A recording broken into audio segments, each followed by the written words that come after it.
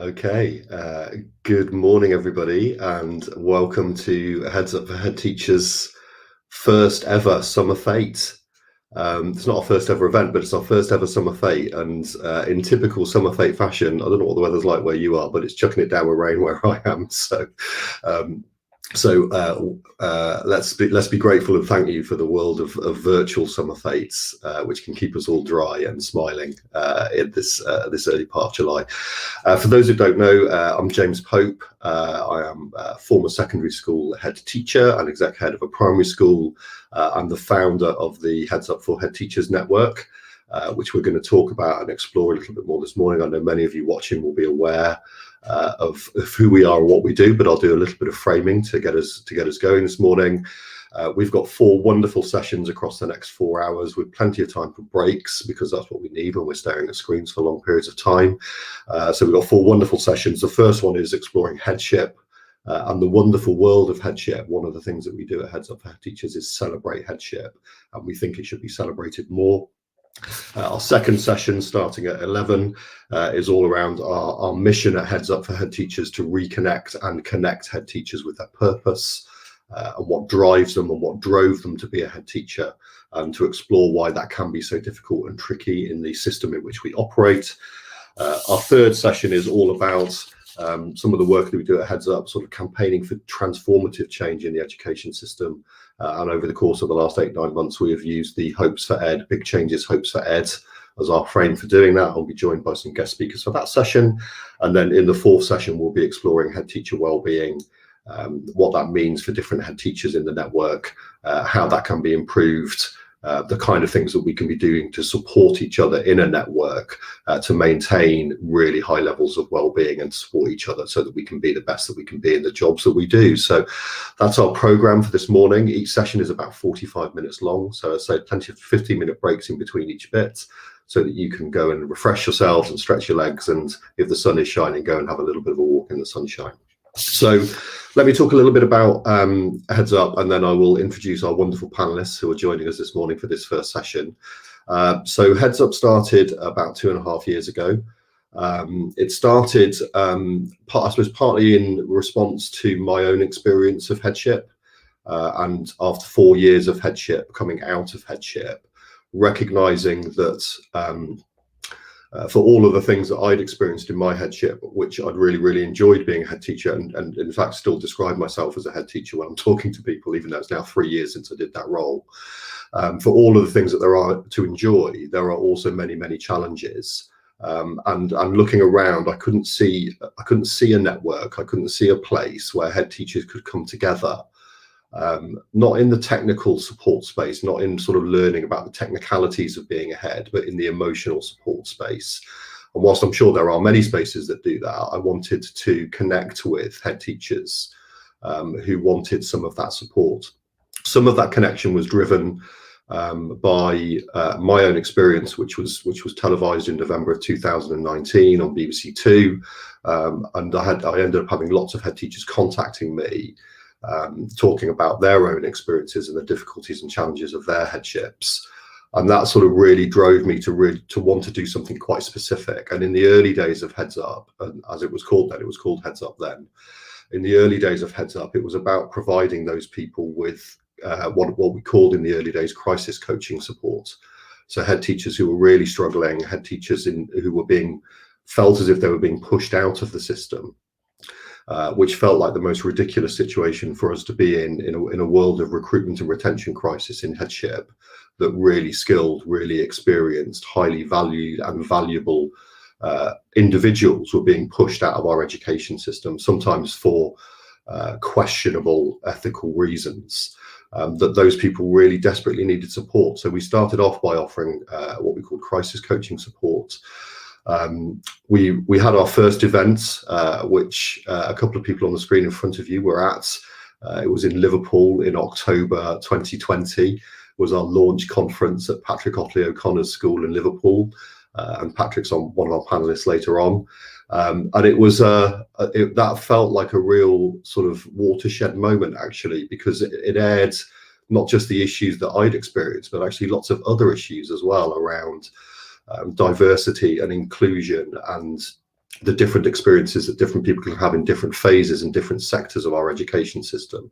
But if anything, it sort of propelled us forward with even more determination, and we started to create, as one of the people at that session, so we started to create a movement at that point, and it certainly felt like that. Just before our second conference, which was due to be in March last year, 2020, something else happened in March 2020 last year.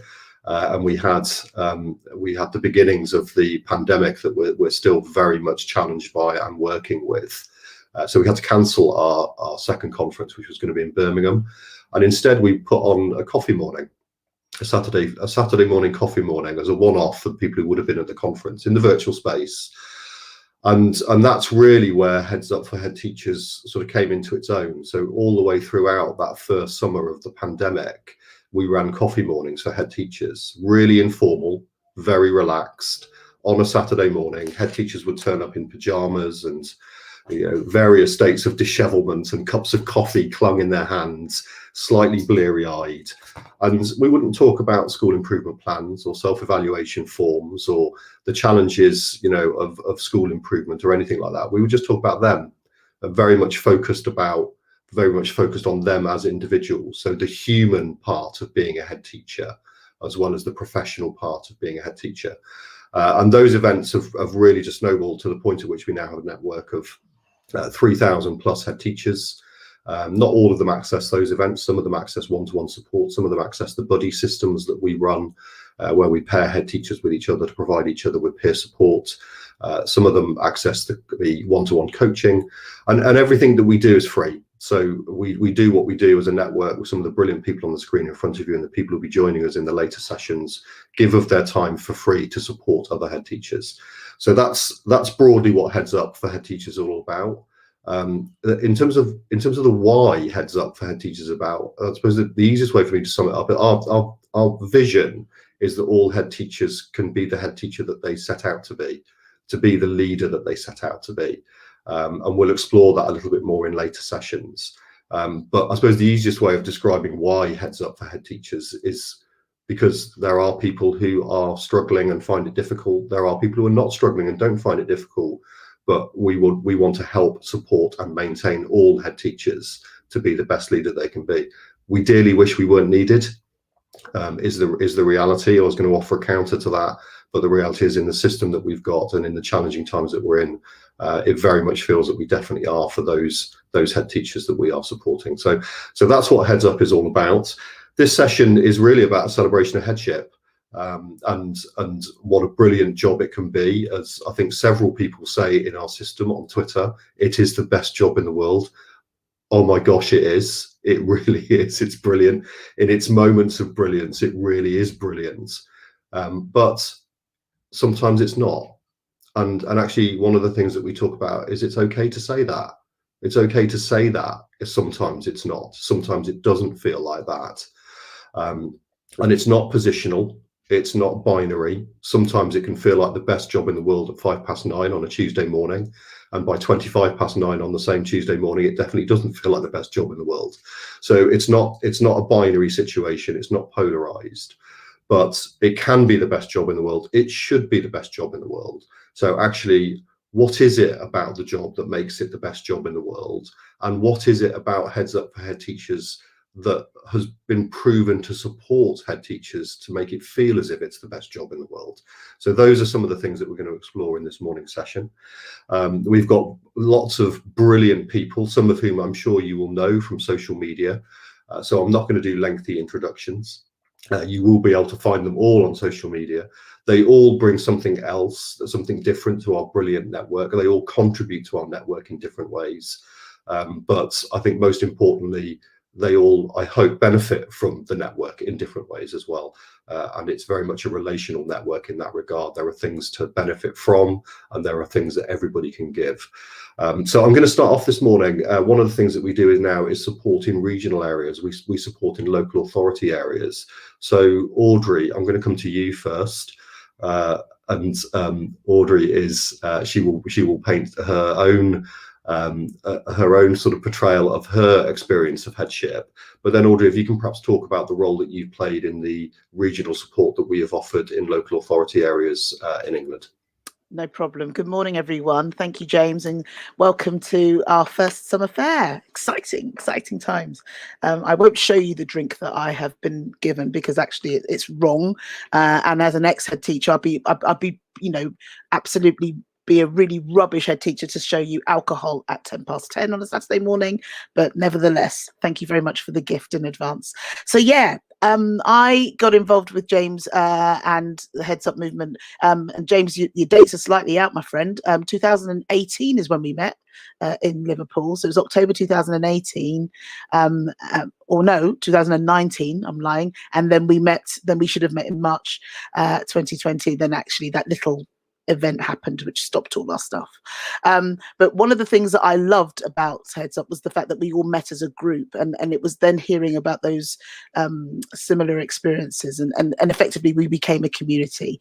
So one of the joys of being part of Heads Up has been to lead 3 different cohorts of head teachers, effectively creating small communities of head teachers where we talk, where we share, and we talk about the experience of the role.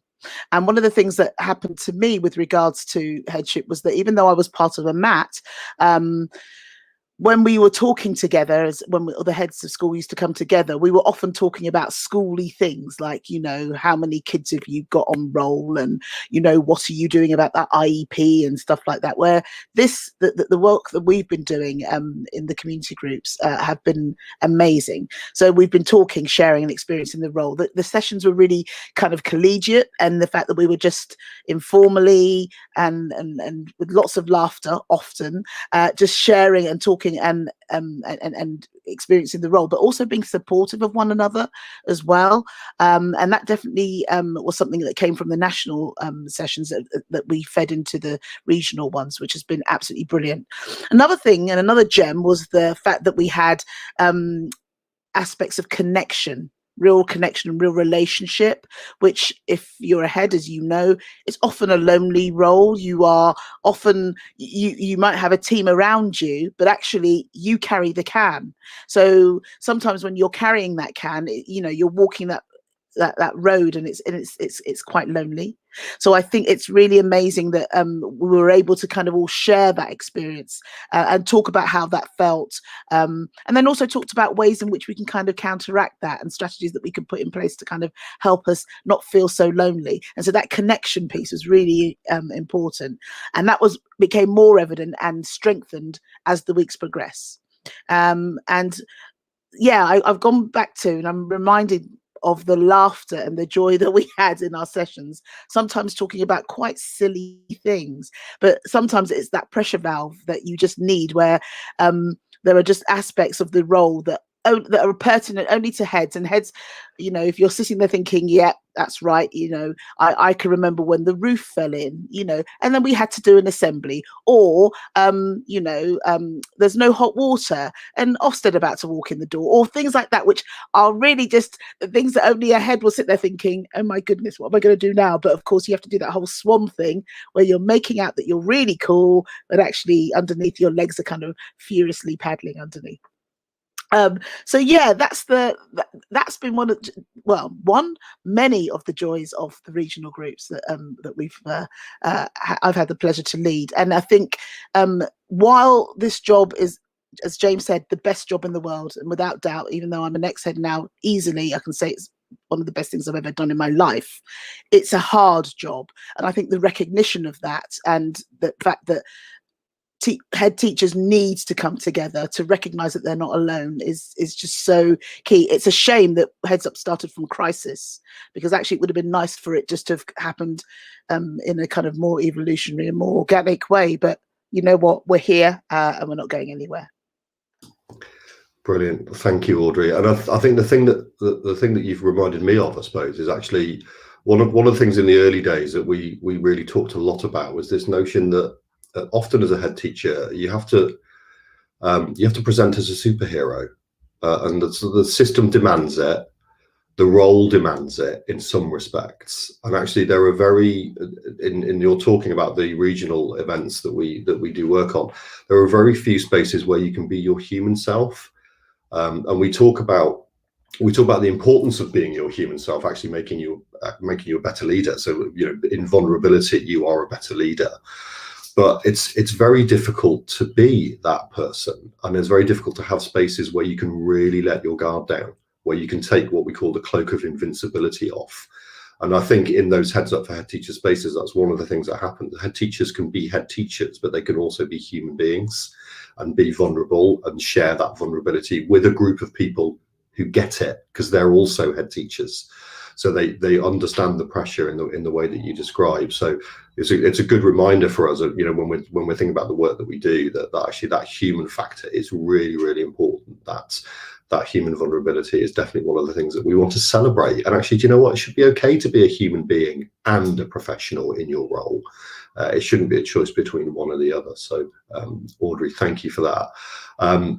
So we've used the phrase "best job in the world" a few times already this morning, and we're only 16 minutes in, so we've had that reinforced. So I'm going to come, Alison, I'm going to come to you, because you are one of the people that talk about Headship being the best job in the world. But you also talk about the toll that it takes and the toll that it took for you.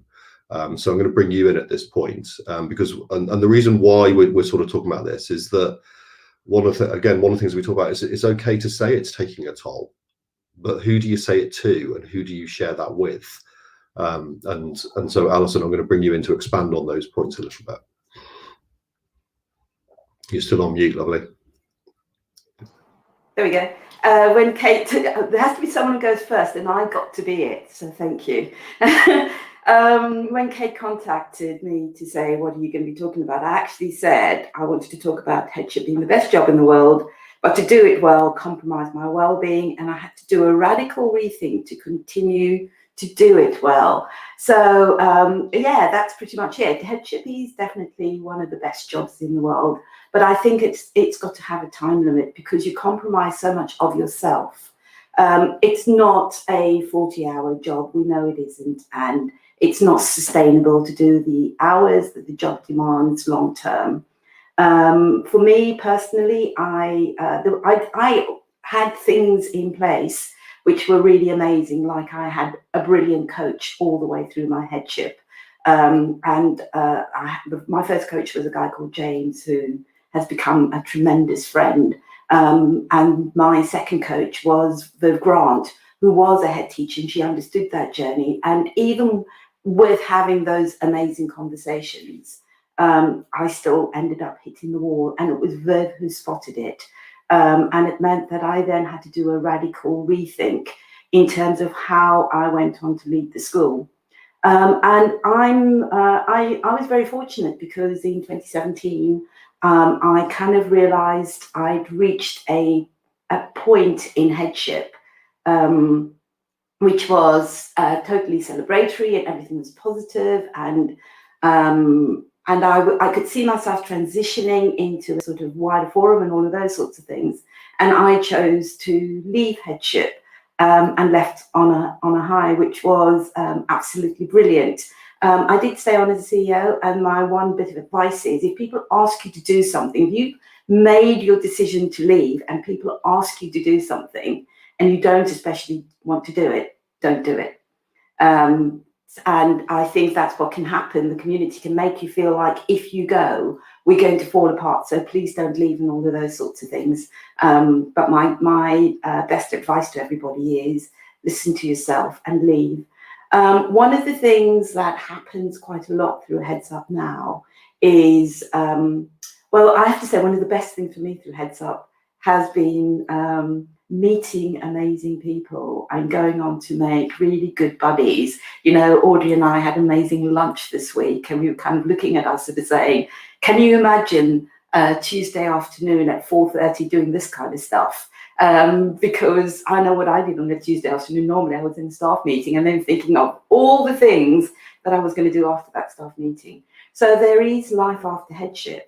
And one of the things that comes through recurrently in the coffee mornings, and also through the people who contact me, sort of as part of Heads Up, but privately, is the fear of leaving. Because, and I completely understand that, because obviously you're going from a place of security. If you've been in education all of your adult life, and you've got the security of an income and a community now and all of those sorts of things, the risks feel enormous. And so you could end up staying on because of the fear of losing all of that, rather than listening to what your body's telling you.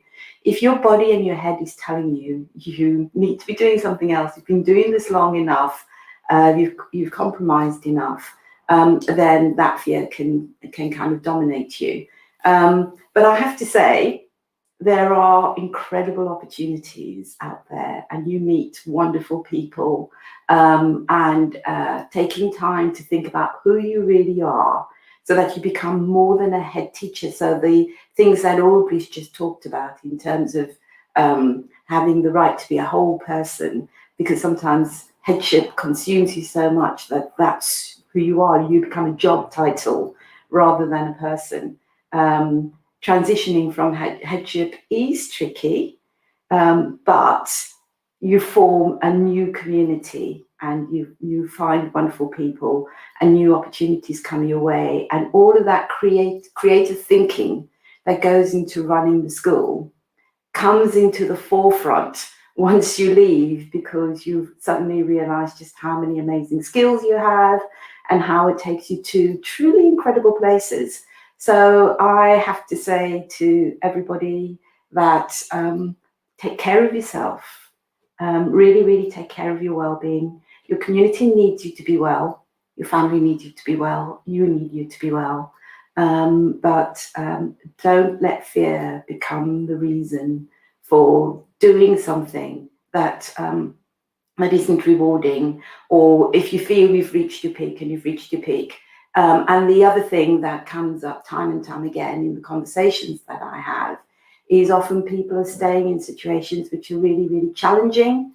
And my advice to everybody is, if you're on the wrong bus, get off and get on the right bus, whether it's another headship or whether it's working independently or whatever it is to do. Take control of you and your personal happiness and your well-being, because your family will think you're a much nicer person. You'll find the best in you, and you'll have a chance to feel more celebratory about life. Brilliant, thank you, Alison. And you've touched on sort of several things again that are just really sort of fundamental to the core of Heads Up. And I think one of them is this notion that, you know, we are a network for head teachers. Oh, Alison, sorry, could you mute? We are a network for head teachers past, present and future. And that's one of the joys of the network, because essentially there is an experience exchange happening all of the time, and we're exchanging those experiences, and we very much are there to support those that are thinking of leaving and making that brave decision in the way that you talk about, Alison. But we're also there to support those that are, you know, doing the job at the moment and continue to do it, and do it with joy and do it with passion, but need that bit of uplift, and also those also those that aren't actually heads at the moment but really want to be heads. So, you know, we're very much about creating this sort of celebratory culture where we're sort of saying, yeah, it is a great job, and let's help you do that, but let's make sure, as you said, Alison, let's make sure the right support is in place. So let's make it not a sink or swim situation. Let's make it a situation where, when you're stepping into those shoes of leadership, and that's one of the things that we campaign for, you know, with the DFE and alongside the unions, can we get a situation where there is proper support available to all head teachers, whether that's coaching, whether that's mentoring, whether that's peer support sessions like we offer, you know, that actually that every head has a network around them that can support them. And one of our community who've recently made that step into headship, with joy and with passion and with, you know, with real heart and enthusiasm, is also on this call this morning. So Kelly, I'm going to come to you to talk about, you've been in the Heads Up network now for a fair few months, and you've really enjoyed both the Wednesday evening sessions now and the Saturday morning sessions, and you've just made that journey into Headship, supported by the experience and the wisdom of people in the Heads Up network. So I'm going to hand over to you to talk about that experience. Good morning, everyone. Like I said, it was a bit of a challenge getting in this morning, but being in Headship now, we used to plan A, B's and C's. So I went with C eventually and I got in. So yeah, so no, what I wanted to do today was just to give you a personal reflection of my experience of being part of the Heads Up network.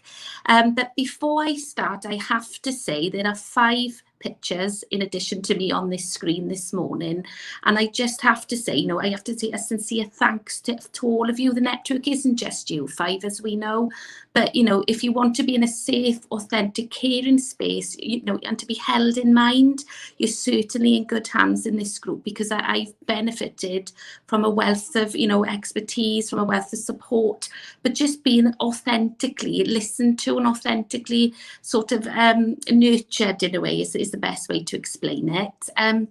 So just to give you a personal reflection, I joined the Heads Up group by invite by Kate back in August. And at the time, in honesty, I didn't realise that I was in a little bit of a crisis situation. I took over as an acting head in January 2019. Very community floodings within the first 2 weeks very closely correlated then with the arrival of COVID. So it was a really difficult, challenging time. And to keep it short, basically I was able to quickly realise I wasn't looking after my own well-being at all. I was constantly thinking about other people, how I was obviously going to navigate and support staff, how I was supporting the community and how I was supporting the parents. And one of the first questions I was asked in the Heads Up group was, how are you? And I hadn't actually reflected on that at all up to this point. So actually, if I'm honest, it took me aback a little bit, because I thought, well, actually, I haven't thought about this. I haven't looked after where I am and what I'm sort of thinking. And like I said, through the course, I've been acting head. I've attended the Wednesday sessions and the Saturday morning sessions. But, by optional, you join in when you need to. But I've particularly found, if I've had a particularly challenging week, is that space to come along, not always offer something, not always share something, but just listen to other people and be in that family community and that network. And that you're surrounded with like-minded people who are very much open to, maintaining confidentiality, providing support. But it's even the contacts that happen in the interim between meetings. People will actually say, oh, I've been thinking about you this week because I know you've got this challenge, etc. So like I said, it's just a real pleasure to be a part of this group through the process as well. Obviously, the headship position came up at my school. I'm going to be really vulnerable now, because I've learned that from the group as well. Very much lacking in self-esteem at one point and self-belief. So it doesn't matter how many people tell you that you can achieve something, or you're ready for a certain challenge, unless you believe it in yourself, that's not really going to happen. So that's what I've been able to gain from this group, is to put that imposter syndrome to one side and make it smaller. It might not be gone totally, but it's just a way of just being encouraged, nurtured, supported, listened to, your feelings validated, that you've got somebody there who understands how you're particularly feeling, and they're willing to go above and beyond to support you, really. So just to add a little bit more context to this, because part of my experience, I've been involved with forming the new curriculums emerging in Wales, that obviously statutory in 2022. So I've also been able to be part of professional dialogues on a Wednesday every other week, and I've been a little bit sometimes I think sometimes I need to control my face sometimes, because it says a lot and without verbally saying it, but I've been a bit shocked about some of the challenges that are going on in England, how people are feeling. And yeah, so I've been offering as much advice and support as I can in relation to accountability that's happening in Wales, sort of practices and procedures, etc. And it's been nice to have that professional dialogue, because we've been so absorbed in operational matters at the moment and risk assessments. It's been really nice to have that you know, that buzz again about the talking about teaching and learning and future aspirations as well collectively. So not just being in isolation in Wales, but sharing those experiences amongst each other as well. I have to say, I've been paired with an amazing buddy. She knows who she is. She's been, you know, a rock. So whereas, you know, to summarise, whereas I felt I could have been standing on a bit of sand, because obviously the peaks and troughs that we'd actually looked at experiencing, HeadsUp has helped me to you know, make that solid rock so that I can stand upon, and I've got a place to come to where I need to, not just to receive, but to give as well. So obviously it's really important is that replicated two-way traffic, isn't it, to make sure that we're all giving and receiving what we can in this extremely challenging job, but a job that I absolutely love. And I know that the part of my success story is being involved in this network. So sincerest thanks to you all. Okay. Brilliant, thank you, Kelly. And and I think you know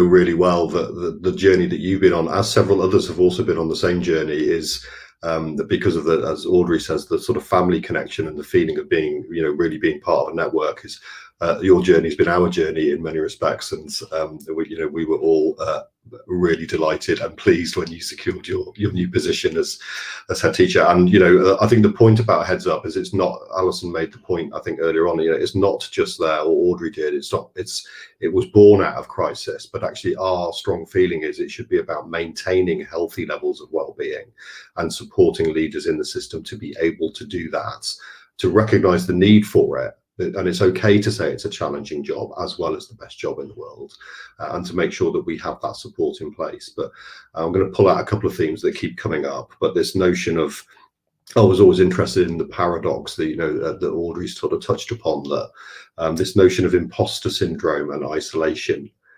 which in reality, as we found out in the survey work that we've done with the several thousand heads in the network, actually pretty much everybody feels. But because we're also good at the swan bit, when you turn up at network meetings, you don't know that, because what you see when you look at a group of heads in a local area, a local authority area, all meeting to discuss, you know, the agenda, is a group of people who all look like they're completely on it. And I think one of the things that we've identified through our network is that actually the reality is that each one of them is a swan with the you know, the feet paddling furiously beneath the desk. But we're so good at the cloak of invincibility, we're so good at putting that on, that what we do is we accidentally create a situation where we think we can't sit around that table and go, actually, I'm really struggling. You know, and because we don't want to do that, because we don't want to be the one that does that in that environment. So I think what we've sort of talked about is about HeadsUp being a space where you can do that. And Kelly, you said it was safe and it was transparent, and we were really deliberate about setting that up. You're all here on screen presenting to the people who are watching, who have bought tickets this morning and will watch it later on today. But you're here by choice. You know, we don't share who's been in the HeadsUp network or the HeadsUp sessions. That's up to people to do that. And that's really important, that we create that safe space where head teachers can be their authentic self and share the things that are impacting on them. I'm going to come now to Chris, who's going to talk about the sort of, you know, the headship best job in the world, the sort of multifaceted nature of it. And one of the things that we like to do at HeadsUp is we like to celebrate what we think are an incredible set of skills and an incredible set of experiences that head teachers actually have. But because we're generally, you know, quite humble people, we don't actually shout about very much, and we don't celebrate very much. And actually often we don't even recognize we've got, because we just get on with doing the job. So Chris, over to you to talk about that sort of skill and experience set and the multifaceted nature of it. Thank you, James, and hello to everybody. Yeah, I thought the heading of celebrating headship was a lovely one to be working with, because it is very broad, and we've heard some lovely things there. But I think what I would want to start by saying that the reflections that I'll have here do come really from the experience of HeadsUp, because if you are sitting on your own in your office on a Tuesday morning, I never like Tuesdays, by the way, James, I can't quite imagine 9 o'clock on a Tuesday ever being a great place particularly. That said, it was never really a place where you would sit and think, wow, I'm doing an amazing job. I can do all these things. I've got all these skills and experiences and qualities. You just get on with it. And one of the things that's really hit home for me, reflecting back on the job now that I've also not been in it for a couple of years, is how incredible head teachers are and the skills that they've got. So we talk about the best job in the world, and I think we're talking about the best people in the world as well, because it takes so much to be a head teacher. And I really want to stress also here, educational leaders in general and teachers in general, because people do a remarkable job. And the amount of times I can reflect on that from my experiences of it. I remember being in a very heavy SLT meeting as an assistant head years ago, and we were talking, I can't remember about what, but it was really in depth about managing an issue in the school. The bell went and we all got up to go and teach lessons, and I went and taught an A-level politics lesson. And you just think, well, who else in their jobs, and I'm sure there are others, have to move around in their fields of expertise so rapidly? And I love the analogy of, or the example rather, that James mentioned earlier about a head teacher meeting a colleague in a corridor and clearly not knowing what they were talking about, but after a couple of minutes they did, and they were on it, and they could use that. And assimilating knowledge and information is such a massive part of what we do. But in Heads Up, right from the start, really, I think what I've seen happening in the national sessions, and the privilege of working in local authority sessions as well, is almost the scales coming from people's eyes and realizing, oh wow, look at how good I actually am when I think about everything that we do, go about doing every day, and realizing that it was okay to have a time when you focus on that rather than the day-to-day. And one of the things that never leaves my head now thinking about it is, I'm really confident on these figures without any research whatsoever. I would say easily over 90% of what head teachers do every day is a success, and they do it really, really well. And yet, one little moan about the system for today, we want to be positive. The system doesn't allow that to be celebrated. The system tells us that we have to work to targets and structures and policies and processes that other people tell us are the right things. And they don't know better than we do. They don't know better than heads. Those in the room will be amazed to know I actually stopped and planned something here, and I've never done this before, but I'm actually going to read a list. I'm going to read a list. It took me about a minute to compile this list. It's not an exhaustive list. It's a totally random list, but it's about what head teachers do pretty much every day. And it ended up having, it was almost in threes, but it didn't mean anything. And it's a mess. But hey, it's about making sense of a mess, isn't it, this job? So what do head teachers do that they're really good at? As I said, not an exhaustive list. Leading, that's a big one on its own. Working on buildings, budgeting, strategizing, HR, networking, management, planning, policy, processes, structures, teaching and learning, curriculum, working with families and their children, problem solving, presenting, communicating, writing, working in the classroom, counselling, coaching, mentoring. And you'll all smile at this one with me. Use of modern technology that we can just do. And above all of them, I think, creativity. Creative people who solve problems day in, day out. Not always reflecting on, as Alison talked about, how that quietly creeps up on you and challenges your resilience every day. But nonetheless, those are just a small snippet of what head teachers do every day. And just think about then, as you step out of it or carry on in it, how that prepares you for everything else that you do in your life. And it is remarkable, amazing that these people exist and that they carry on day in, day out and do those jobs wonderfully. And I think I have to end really with a big plug for Heads Up, because Heads Up, join it, because it'll make you realise this and it'll make you feel better, because you'll walk away from your hourly session or whatever it might be and be feeling well, blimey, look what we can all do, and be feeling good about yourself, because that's such an important thing as well.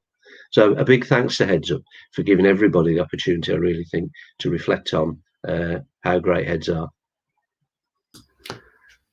Brilliant. Thank you, Chris. And a couple of things to pull out of that. So the first one is we've got I'm going to amplify the plug. You know, we've got 3,000, I think it's 3,000, nearly 4,000 head teachers that are sort of in our network, receive our communications, and about 600 of those we work with actively. But there are 24,000 head teachers in England. And, you know, I think our mission is that all of them can think that headship is the best job in the world, but be supported to continue thinking that headship is the best job in the world. So yeah, if you're listening in and you know of a head teacher that might benefit from a network like ours, then please do push them in our direction.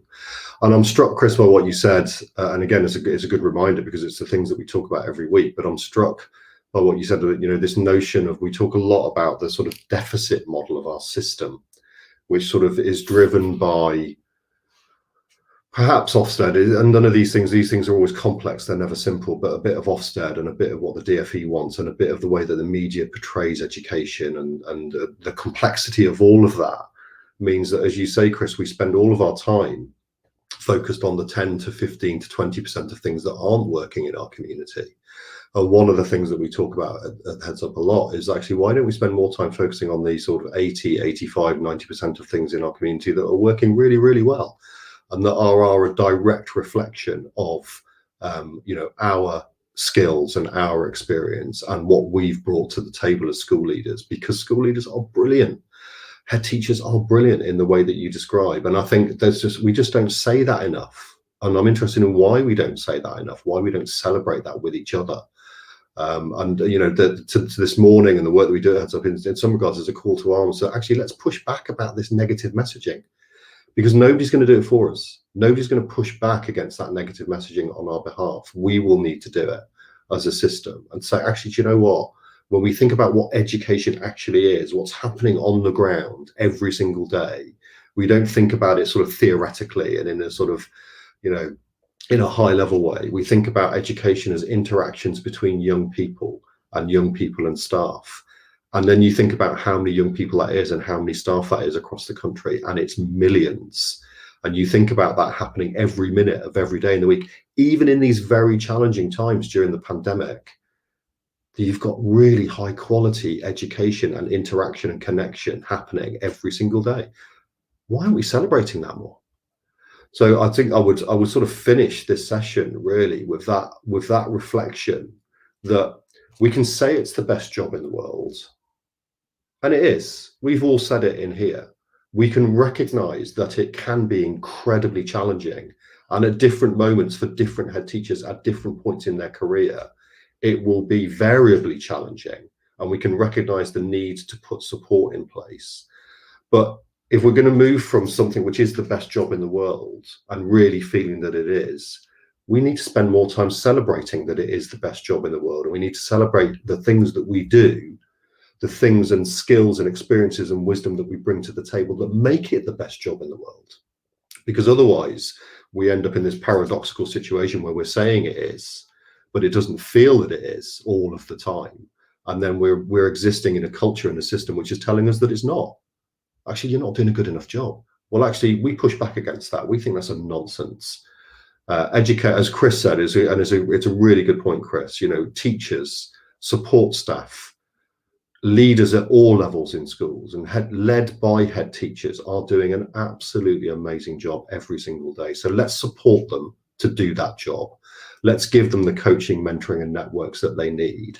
And then let's just spend a bit more time celebrating what a great education system that we've got. We might want to change it. We may even want to transform it. And that's absolutely fine. But in saying that we're going to do those things doesn't mean that what we've got is no good. And so much of the messaging that we get in our system is built around reformative change because things are broken. Nonsense. Leaders, school leaders, teachers and support staff in schools make sure that things are not broken for young people every single day, and they do it brilliantly. So let's finish on that note, and let's finish on that celebratory position, and let's celebrate the education on this lovely summer fete day with the sun shining, not outside our windows.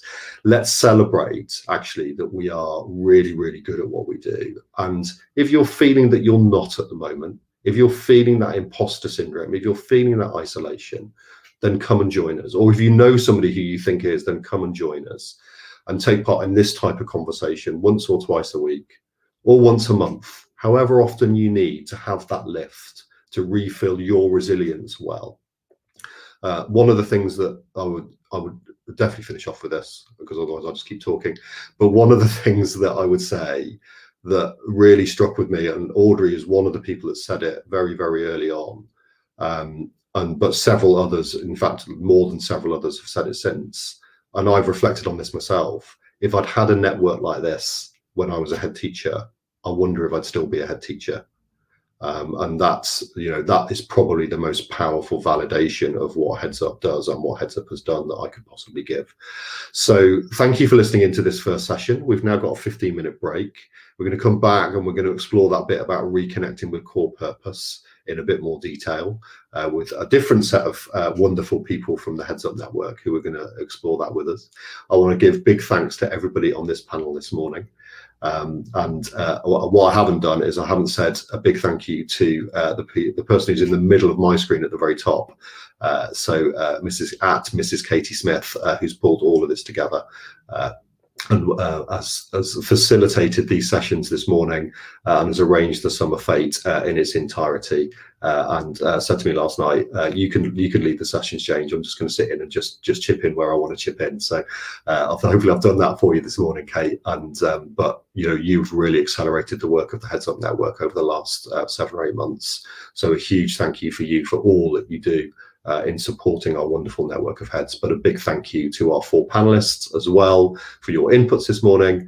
Everybody's now got a 15-minute break, and some people have got cans of Pimm's to drink in that break by the looks of it. And I look forward to seeing you back here at 11 o'clock. Thank you, everybody. Bye-bye.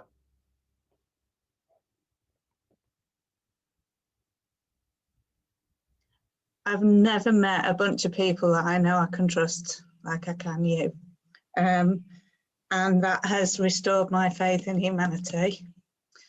It's also restored my faith in myself, but it's also a place where we have amazing professional dialogue and we challenge each other in a trusted environment. So to me, it enables reflection on what my role is currently, what it might be and what it was, where I feel heard, acknowledged, supported and valued. Finding your kindred spirits, isn't it? And finding people you can associate with and work with, and as Julia said, feel confident and safe with. And it's really has given me so much strength. It's just the easiest thing in the world to come to. You guys energize each other, and you energize me in particular. So those of you that know me pretty well, I'm a bit of a warrior. I go out there and I kick ass, but I can't do that without the strength from you guys. And that's what you put in there. I just need you all to know that I couldn't do that, and I wouldn't have the energy to do that without you all. And you give me the strength to be able to do that. So it's great to be part of this group, and that's what it means to me. I love coming to this group. I really do. I've met some amazing people, and I've developed absolutely as a head teacher since I joined this group, and I am remarkable, Kate. There you go. Yeah, I wouldn't have said that. Yeah, you know what I mean. But I can say it and believe it. Yeah, maybe not all the time, but most of the time. So thank you, everybody. Also giving. We've talked about that there's a spirit here that it's palpable. You can't define it, and yet you can. You go away and feel empowered. You hear such wonderful stories and such traumatic stories as well. It's a privilege, and you are wiser, you are stronger. And the best thing about this is you know you've got a champion. You've got a champion in others, no matter where you are. You know, we are children's champion. We're champion for our staff. We are champion for our families, the vulnerable, whatever. Who are our champions? Who are our champions? Well, you are mine, and I hope I'm yours. There's a gift here that keeps on giving, because we keep on giving to each other as well. And every week, whenever I attend, I just feel stronger and I feel empowered. There is so much experience in different ways here that I go away and think, I can do that because someone else has shown me the way or created the path. I can't be honest like I am here anywhere else. Yeah, it's just amazing, and thank you so much. And I'm going to keep thanking. The challenge that I think we have in our system is, why the heck did we have to create this space to enable human beings who are leading education in their settings to not be judged? And we have to change that culture where leaders can't be their human selves. They can't be them genuine selves, with their vulnerabilities, with their strengths, with everything that makes them the great leader that they are, without that fear of judgment. Before, I felt alone. I felt judged. I felt I'd failed. I'd felt I'd let everybody down. I felt defeated. I felt dead inside, and I felt I wasn't able to go on. After, I feel cared for. I feel supported. I feel valued. I feel successful. I feel strong. I feel alive. I am sure I will go on. That it was so amazing to be able to find a group of people, leaders, where you could share how you were feeling in the most non-judgmental way, and feel incredibly vulnerable and feel just complete trust. And so the impact you've had on my life has got me to where I am now, because I'm a deputy head teacher. Oh my God, I'm a deputy head teacher. And I will be a head teacher one day. You give me the space to kind of reflect, and I think I'm a better leader now as a result of all of you. This year has been hard and my confidence has been hit a lot. And there have been times where I've been really down, and somebody from the group will reach out and give me advice or make me feel better, and you're all amazing. From me personally, it's been about self-confidence and about not being afraid to be myself, being authentic. And it doesn't matter how many people tell you that you're ready for a position, or you know, you should do this, you should do that. Unless you believe it in yourself, it's not going to happen. So I do genuinely feel that if I hadn't joined this group, I wouldn't have had the confidence to go for the headship post. I wouldn't have had the confidence to reach out and do the different things that I've done, really. And I always take something from each and every one of you. So just thank you so much, or genuinely heartfeltly saying that, because, you know, you've held me up through very, very difficult times. And you've just been that little bit of, you know, that supportive voice that I've needed to keep me going. Non-judgmental, we're learning from each other, we're listening to each other. And you're all amazing leaders. And it's just, I've learned so much through just being here. So I think it's helped me move away from being an inner critic to actually having an inner coach voice. And it's kind of like a reminder to me as well to just practice self-compassion, let go of all those self-limiting beliefs that I have, and live my truth. And thank you to all you wonderful people for making it the way it is. I cannot express how grateful I am for finding this group. Doing a random search on Twitter, and I thought, well, there's got to be something out there. And because things like this didn't exist just 3 or 4 years ago, it didn't. You were kind of reliant on your local authority or your line managers, and it's kind of given me the strength to do what I know is right for me, but most importantly, my family. So my girls get a dad who isn't in their laptop 24/7, checking emails at 4 o'clock, all that nonsense that you just fall into over time. So that's me. You know, having come across into the group here, it's just the sense of belonging and community and people with a shared purpose, you know. And I know that sometimes we can feel that we are fighting against a massive tide, and this group is a group of people that helps us all fight to try and stand up. Heads Up is a support network. Heads Up is a family. Heads Up allows new people, new voices, new experiences to join. Heads Up is exactly what is needed. But more importantly, Heads Up are people. We may be a network, but we are people. And through this group, we make personal connections. It's just so incredible that we connect through our experiences, whether they are positive, whether they are negative, and that's what keeps us connected. Us being vulnerable. If we all turned up and didn't take our cloaks off and weren't honest with ourselves and others about what we're going through, then this network wouldn't be as special as it is. This community is so special. You feel it, right? You feel it here when you come, you feel it when you go away. There is no other space like this. We help each other to embrace and navigate some really, really deep feelings. And I think that's testament to everybody, making everybody else feel really comfortable in this space. It's all of the things that I wanted it to be as a sort of antidote to the bonkersness of being a head teacher. The isolation, the imposter syndrome, the ridiculous accountability system, the constant fear, the constant being scared of what might happen, the constant focus on everything that's wrong in your school rather than the focus on all of the amazing things that happen in it. It is a demonstration of how something really, really negative that happens to one person can become something really, really positive that happens to lots of people.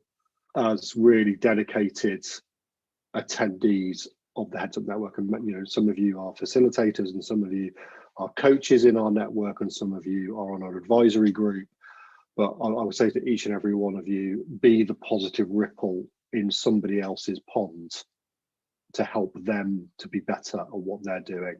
If we stop one head teacher from leaving the system, we've done our job. If we make life better for one head teacher, we've done our job. So if we can do anything together and collectively as a group of head teachers, it is to challenge the culture that exists in the system that keeps us separate and reunite us. So that's what Heads Up means to me.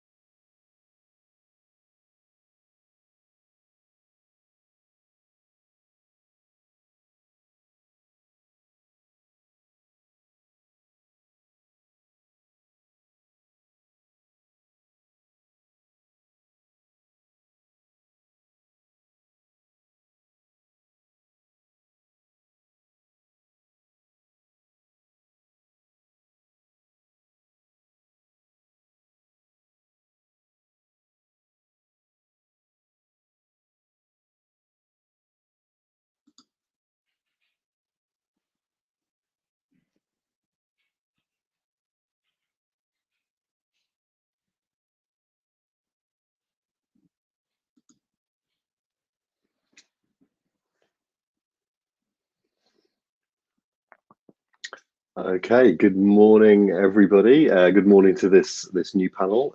Welcome back for those of you that were listening into session one. And welcome to those that have just joined us at 11 o'clock. Maybe you gave yourself a bit of a lie-in on this Saturday morning, and why not? Why shouldn't you? So we're absolutely delighted. This is the second session of our Summer Fete this morning. The PIMS is up on the screen, the frame around the side of the room. You may have yours with you. You may have already started drinking it. Who knows? But a very warm welcome to you all. It's looking like it's slightly sunnier in some people's rooms than it is in the room that I'm in. So hopefully the sun is shining where you are and it's feeling a bit summery. This is our second session. So in our first session, we talked about celebrating headship, perhaps, but celebrating the role that HeadsUp4HTs is playing for our network in helping them to celebrate that headship and helping them to be positive as leaders in the system that we all operate in. And in this session, we're going to explore a little bit more deeply. One of the things that we do through the HeadsUp4HTs network is to help leaders to reconnect with their purpose, their core purpose, the reason why they became head teachers in the first place. And that's very much our mission, is recognizing that pre-pandemic, if we go back, if we can remember that far back in time, if we go back to before the pandemic, for some leaders, for some of the time, there was we all apply to become school leaders and head teachers with passion and with determination because we want to make a difference to young people and to our communities. And that's the sort of leader that we set out to be. But the various demands of the education system can sometimes feel as if those two things diverge away from each other. So there's the leader that you set out to be over here, and then there's the leader that the system demands you be over here.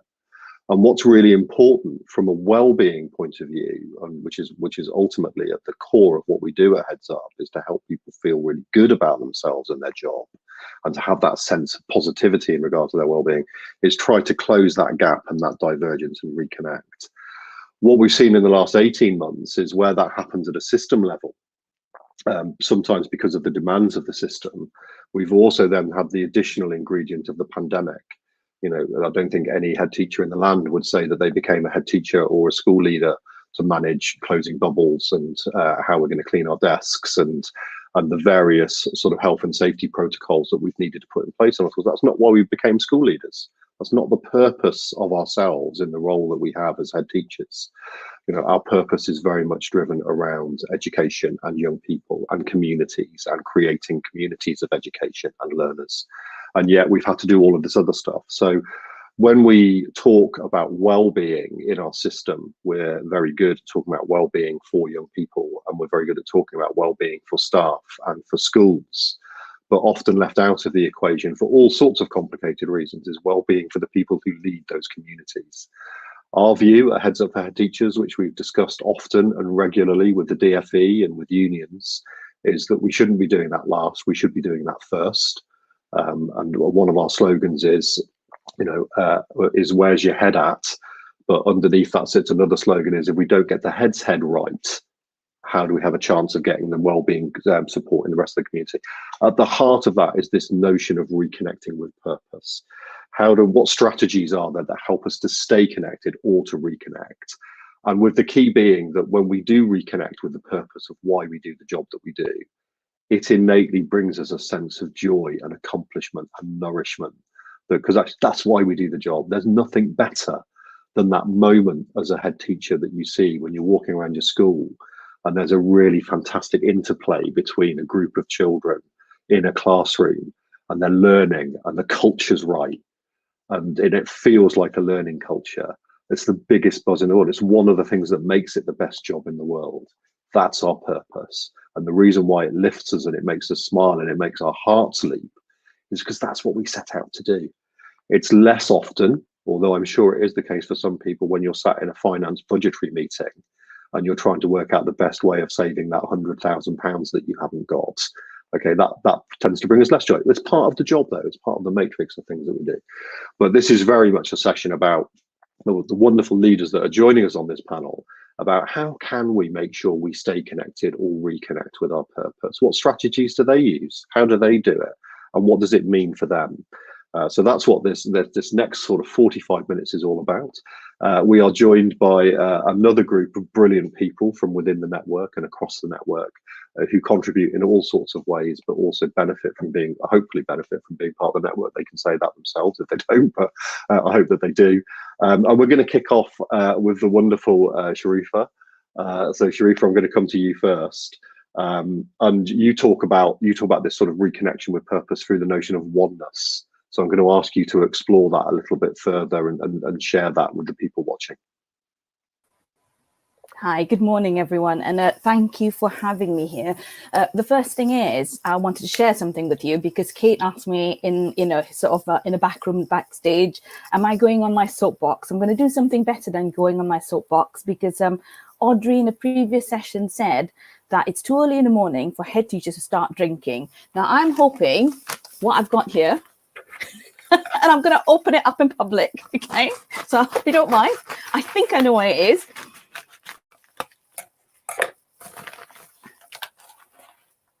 Ta-da! And I'm going to do this now because this is what it's all about. This is what this morning is all about. It is a celebration. It must be, it has to be, because after a year of such chaos and such challenges, not only have we survived, we're together now. You know, we've managed this morning, and hopefully some people will be able to connect through the video as well. Cheers, everyone. I don't know about you, but I've earned this, and I'm sure every single one of you have earned it as well. So there you go. Cheers. I don't know what you're on, James and Naomi. You've got to have something on you, surely. That's it. Brilliant. Thank you. Right. So connecting with my purpose. You know, I've been thinking about this and I've been reflecting on this as well. And to me, and it's just a personal point of view, it's quite easy. Pre-pandemic, during the pandemic, post-pandemic, I just serve as me. And you know, when I lead, and I think as leaders, not only as leaders of organizations, we lead in classrooms, we lead our families, we lead our communities. You know, the values that I bring with me are values of compassion. And I'm sure you all know that, and I'm sure you all agree with that. The values of kindness, the values of being determined that this world must be a better place. It has to be a better place. And it's down to every single one of us. It's down to me. And that's my purpose. My purpose is because I know it is down to me as well as everybody else to make it better for the children, my children, your children, the children who are coming after the next generation. And we all each have our role to play in society. And I think with that comes a huge sense of responsibility. Of course it does, because you want to get it right. But you can't get it right every single day. It's about learning from experience, learning from mistakes. And that's what Heads Up is all about, because we learn from other people's experiences as well. You know, I said in the video before, it was the first time I watched a video, actually. It was the first time I saw myself. And I thought, oh my God, I look really serious. I must stop having this sort of knitted brows or whatever it is. But I think there was a truth in all those videos. You know, it's like we all know why we are here. We all know that we have a purpose, a reason, a service, not only to ourselves, but to others. And that's because the world is not just yet. It isn't. And we know that. Every single day we wake up and we hear the news, we read the news, we look out, you know, our window and we're thinking, it's not good enough yet. It's not good enough for the children that we serve. It's not good enough for the children that my children are going to have. It's not good enough yet. And I keep on thinking, really, what's driving my values and the sense of purpose? What makes me wake up every single day and get in the car and get to school and do the job I have to do, knowing that today is going to be tough? And the last few weeks I don't know how we are still standing. Honestly, how are we still smiling? How are we still here on a Saturday afternoon connecting with ourselves? Because it's been hard. It's been one of the hardest things, bar having the children I've had on that birthing table. It's been difficult. However, in that difficulty as well, there's been so much joy. There's been joy when exactly what James says. I see the children, you know, feeling happy in themselves. I see them feeling secure. I see them learning. I see them surviving even through the challenges that they have faced. And that's because we're doing something right here. We have to be, because that's the only reason why they come into school and they're still smiling as well. But there's another reason for my purpose. And I have shown this before, and I found another picture. It's these four. They don't look like that. Mark will know them. So Mark, who is on the screen, he's nodding now. He will know at least 3 of them, if not all of them, because he has taught 3 of them. And they are all young adults themselves. The eldest there is now 25, you know. And I keep on thinking, what advice would I give my children if they were here as children today? How would I serve my children? I think I've served them hopefully quite well. Hopefully that they'll come back and say, yes, Mum, you've done a good job. But would I place my own children in the school I lead today? 100% yes. Would I want my children to go through the education system that is here today? I'm not so sure. I must say, personally, I'm not so sure, because there's so many things that we still need to fix. But in terms of my school and the values that I lead them with, I would put my children in that school. So that's my purpose. It's a privilege. You know, I lead hopefully with humility. It might not sound like it, but I do.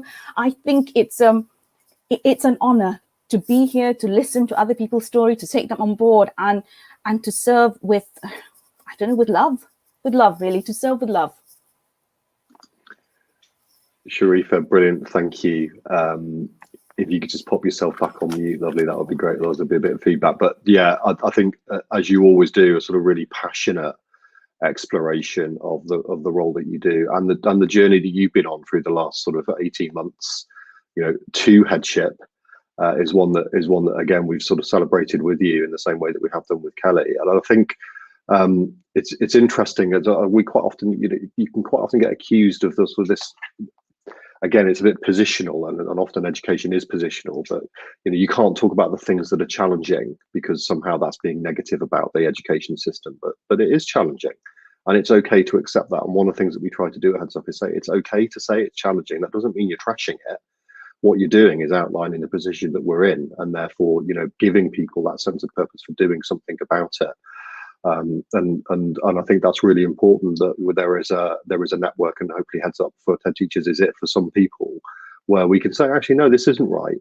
This does need to change, and the world does need to change. That doesn't mean we're being negative about the education system that we've got. As we said earlier, we do a great job doing what we do at the moment, but we also need to recognize that it does need to change. And for some people, that future focus is absolutely their sense of purpose. That's what drives them on. You know, mine, you've articulated yours, but mine, whenever I distill it right down, it always comes back to making a difference. If I can make a difference in the roles that I'm doing, then that gives me a sense of purpose, and that gives me a sense of well-being. So thank you for sharing yours. Mark, I'm gonna come to you now to sort of talk about how you bring that to the table in your job, because you know, one of the things that's fascinating about Headship, I think, is the fact that we talked about this earlier on, the blend between the personal you and the professional you. It's often blurred. There is not a distinct finishing line between one or the other, and ultimately our schools become a representation of who we are, and that's no bad thing. In fact, that's a great thing. But actually, how do you do that? How do you bring your sense of purpose to your community? So Mark, over to you. Thank you, James. Morning, everyone. It's lovely to see you all. And Sharifa, I need caffeine at this time of the morning. I can't do the alcohol just yet, but I'll have it chilled for later. And thank you very much. Thanks for having me, everyone. It's a really good question. I was listening earlier as well. And Sharifa, you've inspired me even this morning around purpose. And I think just going back to Heads Up, that's what Heads Up does. Listening to other people, listening to their purpose. You know, on a Saturday morning, for me, it really does just lift you, and it's sometimes what you need. Sometimes what you need is just to process the week. I don't know if James actually remembers, but it was a couple of years ago when we first met, and it was in a random hotel, nothing to do with Heads Up, for a different event, and we ended up chatting. And one of the first things I said to James was, the reason I'm doing this job, the reason I'm a head teacher, is because I want to lead a school that enables staff and students to thrive, but I want to do it in a sustainable way. I want to show other people that it's possible to do it, and, you know, not burn out and not have to leave and all those things. It was about, I was 3 years into my headship. So it was about a year ago. I've been a head for now 4 years. That's when I joined Heads Up, because I was looking for something that would help me in that purpose of trying to sustain not only myself, but also the schools that I lead and the people that I lead. And I've done a load of thinking, and we all will have done, everybody who's watching this, I'm sure, have done a lot of thinking about what it means to thrive for schools. And in particular, our focus will have probably been on the kids. You know, they'll have been on the students, on the pupils. How do we make sure that they thrive in their learning, in their, you know, in their aspirations, in their day-to-day activities and all those things? But have we given enough thought to what it means to thrive for us, first of all, as we've said, and the people that, you know, the teachers, the leaders that also support the school, and then everybody. So almost my conception of school leadership now is not just about focusing entirely on the kids, it's on the whole organization. How do we make sure that the entire organization, me included, thrive and do it in a sustainable way? So I've done a lot of thinking about it. I've done a lot of reading about it. I've tried to find out what what research says about it. And you know, it comes down to some really simple things that everybody already knows. There's not rocket science, but it is about just making it happen. So I made, just before now, I made a list of 5 like big words, and they are move. So you have to physically move in order to thrive and be sustained. You have to laugh. You have to express yourself. You have to learn and create, and you have to connect. Those are the things. That's what all the research says. That's what, you know, there's nothing else beyond that. And so I've tried to, and I'm still learning and I'm still doing it, trying to make my school a place where those things happen. And I try to do those myself as well, and, you know, try to do them every day. The other thing that makes things happen, the sustainability part, is to make it into a habit. So the thing that, you know, we all know that, you know, we are what we habitually do. I think that was Aristotle, but I'm not quite sure. You know, we do, you know, we do need to make sure that we put things into our calendars. We need to make sure that we do the things. Otherwise, we know that you know, what's important gets replaced by what's urgent and what's now. So how do you do it? So, I mean, personally, I've done it in loads of different ways. So I really like to move. I like to exercise, but I have a massive commute and I have a long job and I have 2 schools to currently lead. So how do I do it? So I deliberately cycle to work. It's just one of the quick things that I do. It means that I'm exercising on the way there and on the way back. But then I also thought that we needed to think about, how do we make our kids move? And also connect them to a bigger purpose. So right now, and I'm feeling terribly guilty, but right now, we've got staff from our trust who are doing a really big walk. We've got a charity challenge where everybody is, we're trying to knock up the, I think 5,960 something miles that it would take to walk to Tokyo for the Olympics. So we came up with that destination, and our kids and our staff are jogging, walking, cycling, running to be able to contribute to those miles as an organization. And some of them are doing it right now as we speak. So I'm really excited, and, you know, a big shout out to them. But this week in my school and across the 3 schools in our trust, it just, you know, students in every day have been walking, and we clocked up in one of the schools 500 miles on average a day across the organization. So I'm really pleased about that. So thinking about ways in which we can just those sustainability things, those ways of thriving, trying to add them to what we habitually do. The other thing that I would say is about connection, is I think that's why Heads Up is really important to me, because you know, you live so many things in a week, and Chris's list from before was very revelatory in terms of all of those things that we do, from finance to premises to curriculum to teaching and learning to staffing to recruitment, all those things. And how do we make sure that we're still doing all the things that are important? And so I think Heads Up as a routine, as a Saturday morning, or if you go on a Wednesday night, it just becomes a routine. You know, I call my mum on a Sunday night, and I go to Heads Up on a Saturday morning. And in that time,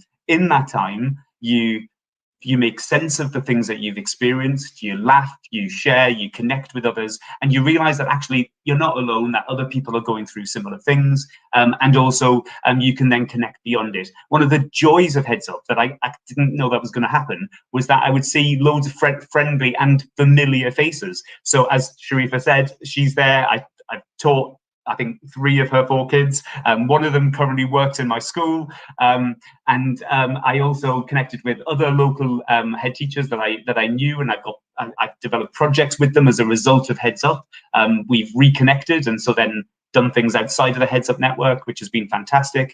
And so, you know, there's so many ways in which I think Heads Up not only helps you to reconnect to your purpose habitually every week, but also helps you to be sustained as a head teacher, and to make sure that it's done in a way that isn't going to lead to, you know, short-term burnout and exhaustion, etc. So I'm really proud to be part of the network, and I'm always, you know, shouting its benefits from the hilltops, and I'll continue to do so. Brilliant, thank you, Mark. And I think I lost count of the number of times that you used the word joy, but I'm really pleased that you did, because I think there is something in all of this, that our work should be joyful. Okay, I can't, you know, it's like when people talk about being happy, you can't be happy all of the time, you know, and you can't be joyful all the time, but we should be able to clearly identify where we're getting our joy from. And I think, you know, what you've talked about in terms of how you're doing that in your school, the 5 things you've identified, and then how you're making those happen for that sense of well-being and purpose in your school, I think is a good reminder. I think that there are schools up and down the country where that happens every single day, but as a system, it sometimes feels as if that's missing. And, you know, I'm often bothered by this notion that, you know, we talk about school as something which prepares children for the future. And of course it does, but it's become sort of isolated in that activity. And what you've just talked about is, okay, what about the now? Where's the joy for our young people in the now? Where's the living that they're doing right now? They don't become alive at the age of 18 when they go off to university. They are living individuals right now. And I think, you know, if we, and again, it's massive generalization, but if we can hold on to that sense of fun and joy in learning and education and in our communities for our young people, and it does just worry me that perhaps we are losing sight of that a little bit. But actually, if the pandemic's been a reminder of anything, it's been a reminder of the need to pull that back. I also love the way that you talk about it holistically. So it's not about children before staff or staff before children. You often hear that positional, well, always put the children first. Actually, surely it's about always putting everybody first, including, as you say yourself. It shouldn't be about one over the other. And what we've seen during the pandemic, what has, I think, been, I think for some an eye-opener, although for many head teachers I don't think it is at all, because it's just the reality, is that we lead communities, and those communities include parents and families. And certainly at the very beginning of the pandemic, it was a reminder that schools are about so much more than SATs results and phonics results and GCSE results and A-level results. Those things are important, but they're a tiny slice of what we do. What we do is so much more than that. And, you know, one of my hopes for the sort of post-pandemic recovery period is we don't lose sight of that. And in the way that you're describing, I think, you know, when we do those things as leaders, because ultimately, I think the thing that connects most head teachers together is a value set and a purpose, which is around the things that you've talked about and Sharifa has talked about making a difference for young people and their families and the community. That's not just about, we're going to get you a grade 8 in English GCSE. That's a tiny bit of making a difference for young people. So let's hope that we can hold on to it in its entirety, because ultimately those are the things that give us our joy. I'm gonna move over now to Naomi, and I have to say I discovered this completely by accident, but one of the things that we now use a lot as part of the work that we do at Heads Up is the Ikigai framework, and this sense of sort of Japanese philosophy of the sense of finding your reason for being, which I know, Naomi, is something that you put an awful lot of work into, an awful lot of store by. So I'm going to hand over to you to talk a little bit about Ikigai and connection and what it means to have sort of purposeful education. Thank you. And yeah, I just want to kind of acknowledge, you know, Mark and Sharifa, because when you're in that energy, and we can all feel the energy that you're putting into the space, that's purpose. You know, it's a felt sense, it's embodied. And you used a phrase, James, you know, when your heart leaps. And that's when we know that we're really on purpose. So our body knows, you know, we know at a soul level when we're in it. And so I'll come to Ikigai, but I think one of the ways that we can remember our purpose and stay connected to it is really be that detective around, what am I feeling? What am I sensing? What's alive in me right now?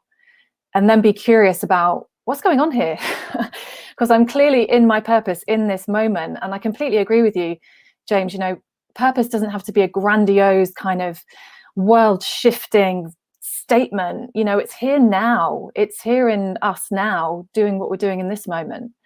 And I think what's interesting is that purpose, there was some research done which said that fewer than 20% of leaders know their purpose, and even fewer than that can truly articulate it. So I think, yes, we need to feel it, and that's one way of knowing, but another way of knowing is to articulate it as a statement, as your ikigai, because then it becomes this anchor that we can keep coming back to. So I'm borderline obsessed with purpose, because when I'm a coach and I have a community called Purposeful Educators, and I'm just very connected through what you do as well. I believe in the power of groups, and what I kept noticing was this loss of self. You know, teachers and head teachers arriving, and there was just a loss of connection to self, to purpose, to soul. And it takes time to restore that, and there's a healing process there as well. So we do all kinds of things to connect back to purpose. And so ikigai, yeah, it comes from this Japanese word, which means a reason for being, or a reason to wake up in the morning. And there are 4 areas of it. So what you love, what brings you joy, to come back to Mark's word, what brings you joy, what you're great at, what the world needs, and what you can be paid for. And so we get really clear on each of those areas, and then it becomes a practice, like Mark's saying, you know, it's a habit. How can I bring those things into my daily life? And the thing that matters a lot in our work that I've noticed is the joy. Joy is a revolutionary emotion. If you think about when you're in fear, when you're in imposter syndrome, when you're in retreat, there is a lack of creativity there. But if you're in joy, if you're alive, anything is possible. Hence this sense of revolution. And so we need to bring more joy into our days. And so as a group, we really get clear on what does bring you joy. Oh, it's swimming in the sea. It's playing music. It's writing poetry. I haven't written in a while. And we hold each other really accountable. How are you going to bring that into your life? Because there's that wonderful Howard Thurman quote, isn't there, of don't do, what is it? Don't ask yourself what the world needs. Ask yourself what makes you come alive, and go do that, because what the world needs is people who have come alive. And so I think that ikigai is really about connecting back to your passions, to your joy, and it's about boundaries. It's then about what can I put in place to really honor myself and what brings me joy, so that I can come alive and serve in the way that I want to serve. And if I've got time, there are a couple of other ways that you can connect to purpose. So ikigai is powerful. I've mentioned this kind of being a purpose detective, like in your body and your sensations. I think, you know, you've alluded to it as well, James, storytelling. Tell me about a moment when you truly felt you were in your power and you were having an impact. And it can be a very small moment, you know, it might just be something that happened in your classroom, but create the space, which is what HeadsUp does so expertly, for someone to tell their story, have an expert listener who is able to reflect back, and it's all there. This never ceases to astonish me. You ask an educator to tell a story about something where they felt true connection, their values are there, their purpose is there, everything. So telling stories is a great way to connect back to purpose.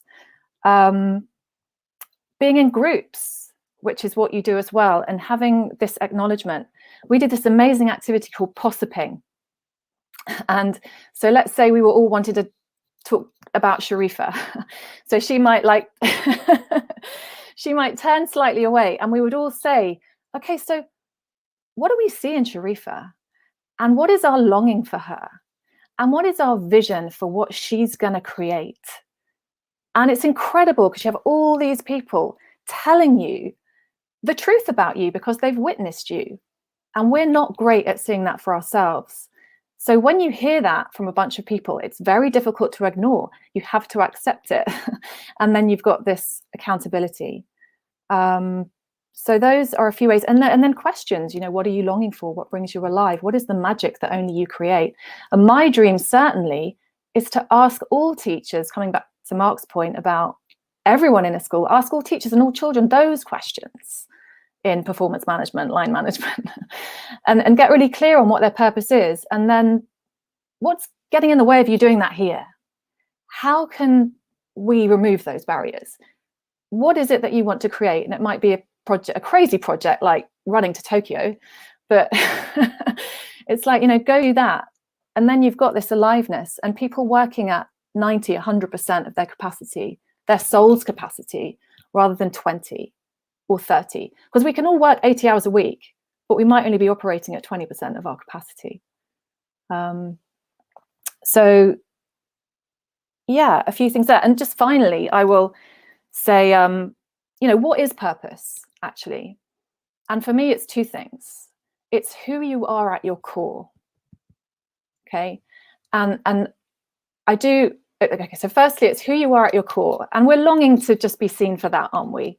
We're longing to belong for who we are. That's just a truth about humanity. So who we are at our core. And secondly, the impact that we're longing to have and that we are uniquely placed to have. You know, we are all here for a reason. And actually getting words around that in a statement is really empowering. So when you ask an educator, what's your purpose? They will say to make a difference. But what we say is, what is the difference you are uniquely placed to have? Let's get really, really clear on that. And then the second part is, who are you being to have that impact? And that's the part that a lot of educators are not connected with. And so we really surface that truth about who you are to have that impact. And then what I witness over and over again is like the heavens open, the heavens are unfastened when somebody absolutely connects with those two truths. And yeah, so that's why I do this work, because when you see people arrive and they've had that loss of self, and then you go on this journey and there's this kind of opening, there's the revolution, there's the energy that we really need for our schools and for our planet. So I'll stop there.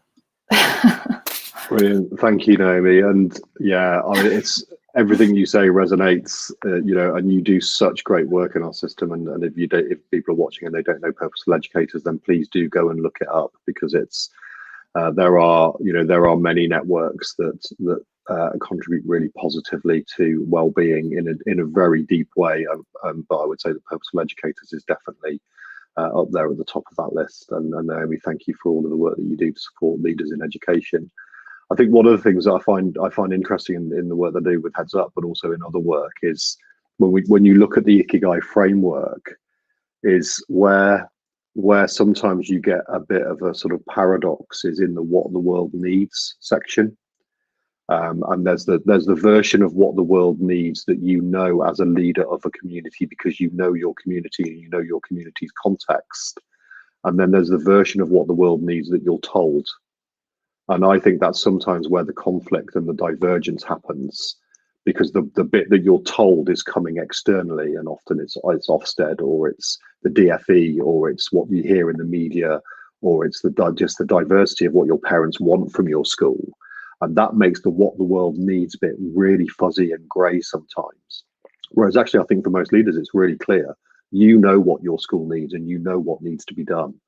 And I think that's when we talk about this sort of idea of values, you know, this divergence, but the leader you want to be and the leader that you end up being.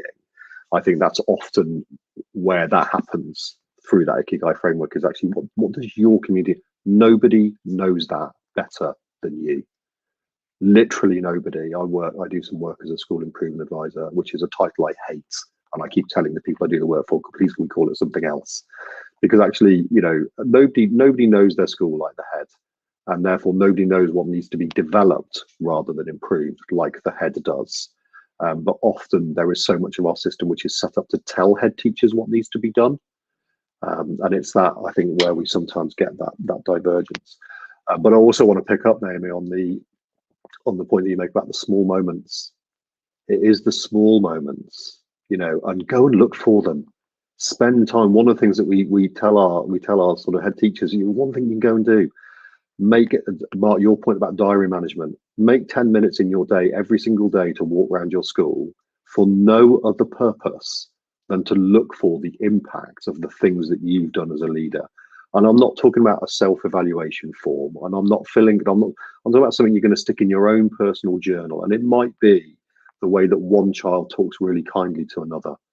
It might be a brilliant question that a young person has asked. It may be the way that a member of staff is looking after somebody who's in pain or hurt. It can be any of those things, but those things.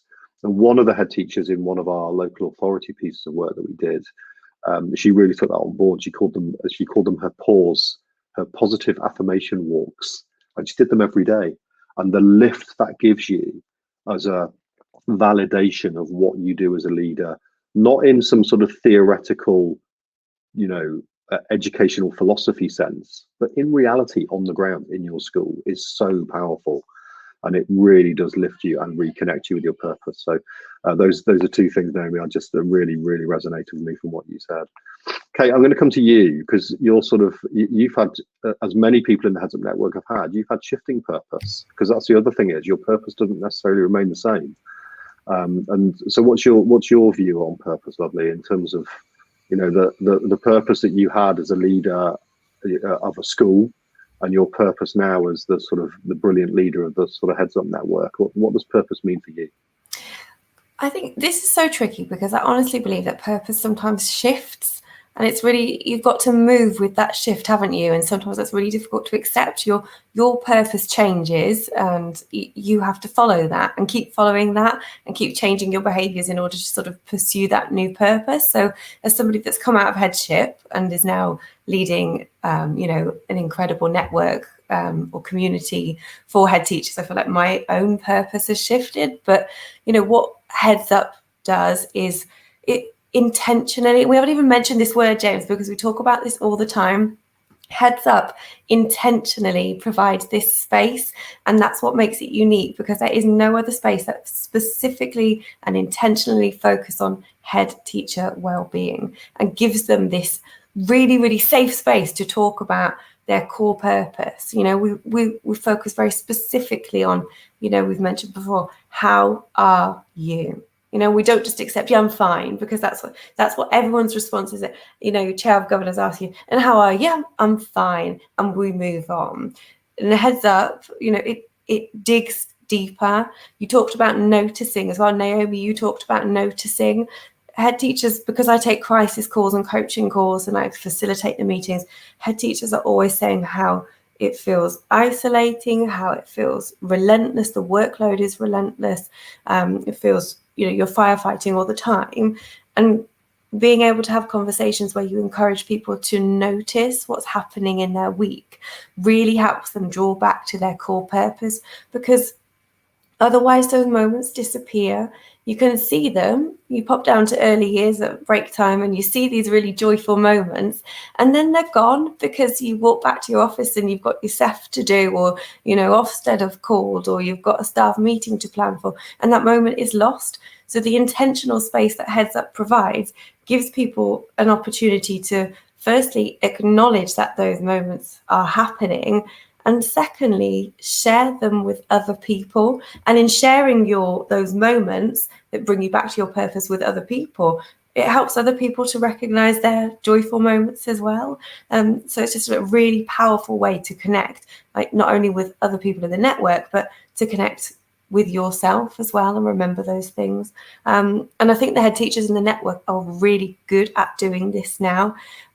We talked in Ikigai about what are you good at? And I asked this question recently in a local authority session, And I said, I think you're going to find this really uncomfortable, because generally humans find it really difficult to talk about the things that they are good at. And maybe it's a British thing, I don't know, but maybe we feel like we're blowing our own trumpet, or we're boasting, or we don't have very much practice about talking about what we're good at. So we drop this into heads up sessions like fairly often now, because it pushes people outside of their comfort zone, so they start to grow, and it's good for them to really dig deep and think, no, I'm actually really good at leading those staff meetings. I'm really good at developing staff. I'm really good at these things. I'm not acknowledging myself, and I'm not championing, and I'm not celebrating with other people. So it gives them those opportunities. And that the network just lifts each other up. So they say, yeah, you are good at that, that's fantastic. And I've seen that in you, and you've shared that, and you go away feeling amazing. And you're like, yes, I am good at that. I knew I was good at that, but now I've said it out loud, I'm affirming it. I'm good at that. And head teachers just need that positivity, because it is a relentless job. You've got to slow down and be mindful. And that's so hard when the job is 100 miles an hour. But what Heads Up does on a Saturday morning, on a Wednesday evening, on a phone call, on a DM to your buddy, that's what it does. It gives that intentional space to be positive and focus on all the good stuff that is going on.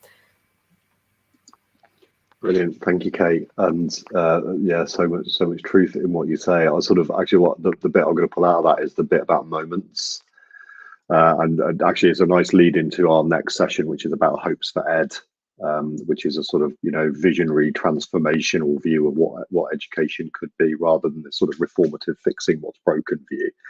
But the thing about moments, I think, is really important. And one of the things I think has happened, I think has happened, but I think it's been validated by lots of voices in the Heads Up network, is over the last sort of decade, 15 years, we've started to define education by its output, and we've defined it by its output. And the simplest way of doing that is to look at the assessment output. So whether it's phonics or SATs or Progress 8 scores or GCSE scores.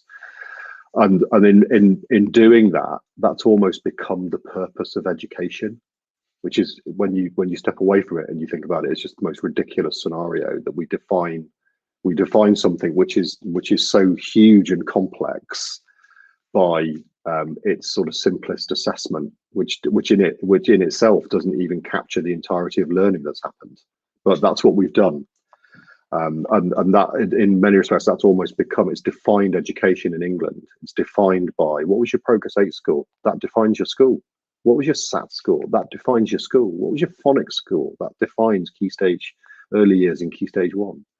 And yet we know at heart, in our heart and in the fire in our belly where our purpose sits, we know that's not true.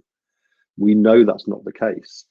And I would, when we talk about redefining education, you can get really grandiose about that stuff, but I think it's about the moments, Kate. I think it's exactly what you've said. It's about those little moments in your school. And education is complex. But what it is the complexity of those millions of little moments and interactions that happen in complex communities every single day. Now, you try and write that into a SEF and you're going to struggle. You try and look for it to judge it. How do you even go about doing that?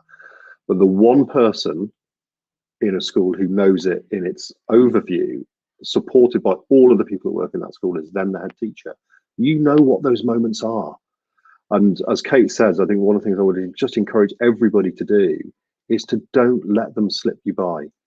In trying to define your education by your exam outcomes or your SATs outcomes, or where you are with writing or reading, or how your history results have been, don't let all of the other stuff slip by you, accidentally or otherwise, because I think that's what happens often, and that's when we get disconnected, because it becomes about the chase for results rather than being about, actually, let's just capture all of these complex, brilliant moments that are going on. So, but that leads us really nicely into the session that we've got next. Which is one of the other things that we do at Hopes for Ed, is we realized really early on that we had hundreds of values aligned, purpose aligned leaders in the same space. And actually, yeah, they want to talk about themselves and how they're looking after themselves. And that's really, really important, and reconnecting with a purpose. But then they also want to talk about how that plays out as a system. Actually, and as a lead into the next session, one of the things that we talk about all of the time is we have to stop looking up to other people to change our education system to be the one that we want it to be. And we have to connect with each other and look across to do that with each other. And that's why we set up the Hopes for Ed sessions, which we've run over the course of the last 10 months.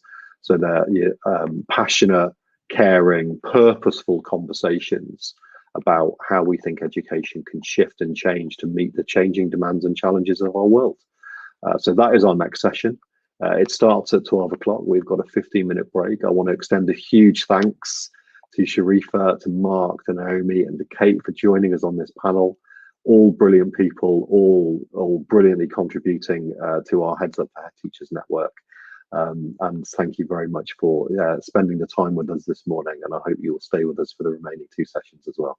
Have a lovely break, everybody. Stretch your legs, get away from the screen, go and cuddle your children, the dog, the cats. Go and stand in the garden, take some rays of sunshine, and we look forward to seeing you back here at 12 o'clock. Thank you, everyone.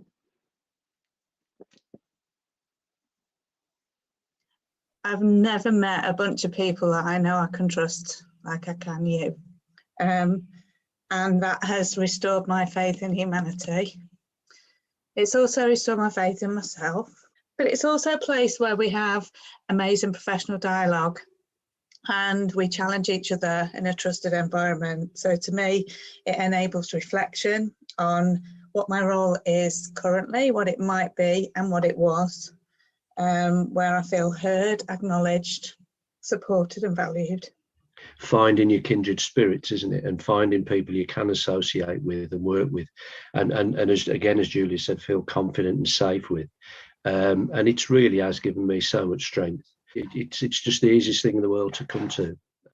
You guys energize each other and you energize me in particular. So those of you that know me pretty well, you know I'm a bit of a warrior. I go out there and I kick ass, but I can't do that without the strength from you guys. And that's what you put in there. I just need you all to know that I couldn't do that and I wouldn't have the energy to do that without you all. And you give me the strength to be able to do that. So it's great to be part of this group, and that's what it means to me. I love coming to this group. I really do. I've met some amazing people, and I've developed absolutely as a head teacher since I joined this group. And I am remarkable, Kate. There you go. Yeah, I wouldn't have said that. Yeah, you know what I mean. But I can say it and believe it. Yeah. Maybe not all the time, but most of the time. So thank you, everybody. Also giving. We've talked about that there's a spirit here that, you know, it's palpable. You can't define it, and yet you can. You know, you go away and feel empowered. You hear such wonderful stories and such traumatic stories as well. It's a privilege, and you are wiser, you are stronger. And the best thing about this is, you know, you've got a champion in others, no matter where you are. You know, we are children's champion. We're champion for our staff. We are champion for our families, the vulnerable, whatever. Who are our champions? Who are our champions? Well, you are mine. And I hope I'm yours. There's a gift here that keeps on giving, because we keep on giving to each other as well. And every week, whenever I attend, I just feel stronger and I feel empowered. There is so much experience in different ways here that I go away and think, I can do that because someone else has shown me the way or created the path. I can't be honest like I am here anywhere else. Yeah, it's just amazing, and thank you so much. And I'm going to keep thanking the challenge that I think we have in our system is, why the heck did we have to create this space to enable human beings who are leading education in their settings to not be judged? And we have to change that culture where leaders can't be their human selves, they can't be them genuine selves, with their vulnerabilities, with their strengths, with everything that makes them the great leader that they are, without that fear of judgment. Before, I felt alone. I felt judged. I felt I'd failed. I'd felt I'd let everybody down. I felt defeated. I felt dead inside, and I felt I wasn't able to go on. After, I feel cared for, I feel supported, I feel valued, I feel successful. I feel strong. I feel alive. I am sure I will go on. That it was so amazing to be able to find a group of people, leaders, where you could share how you were feeling in the most non-judgmental way and feel incredibly vulnerable and feel just complete trust. And so the impact you've had on my life has got me to where I am now, because I'm a deputy head teacher. Oh my God, I'm a deputy head teacher. And I will be a head teacher one day. You give me the space to kind of reflect, and I think I'm a better leader now as a result of all of you. This year has been hard and my confidence has been hit a lot, and there have been times where I've been really down and somebody from the group will reach out and give me advice or make me feel better, and you're all amazing. From me personally, it's been about self-confidence and about not being afraid to be myself, being authentic. Just, yeah, and it doesn't matter how many people tell you that you're ready for a position or you know, you should do this, you should do that. Unless you believe it in yourself, it's not going to happen. So I do genuinely feel that if I hadn't joined this group, I wouldn't have had the confidence to go for the headship post. I wouldn't have had the confidence to reach out and do the different things that I've done really. And I always take something from each and every one of you. So just thank you so much, genuinely heartfeltly saying that, because, you know, you've held me up through very, very difficult times. And you've just been that little bit of, you know, that supportive voice that I've needed to keep me going. Non-judgmental, we're learning from each other, we're listening to each other. And you're all amazing leaders. And it's just, I've learned so much through just being here. So I think it's helped me move away from being an inner critic to actually having an inner coach voice. And it's kind of like a reminder to me as well to just practice self-compassion, let go of all those self-limiting beliefs that I have and live my truth. And thank you to all you wonderful people for making it the way it is. I cannot express how grateful I am for finding this group.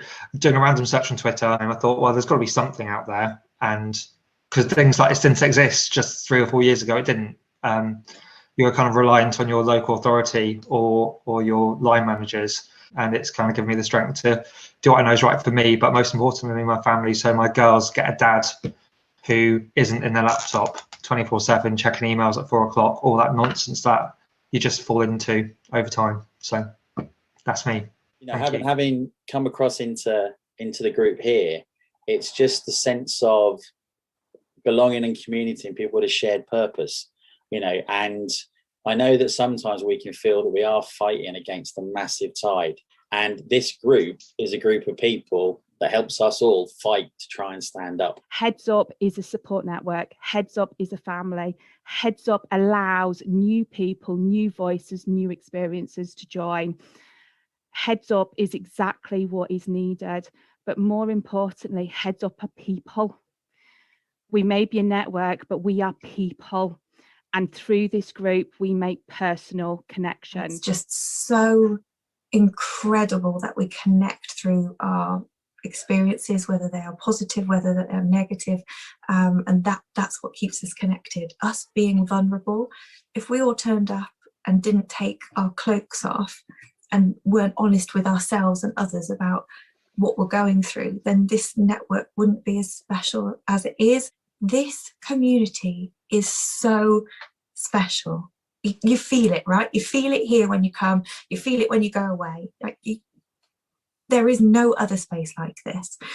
We help each other to embrace and navigate some really, really deep feelings.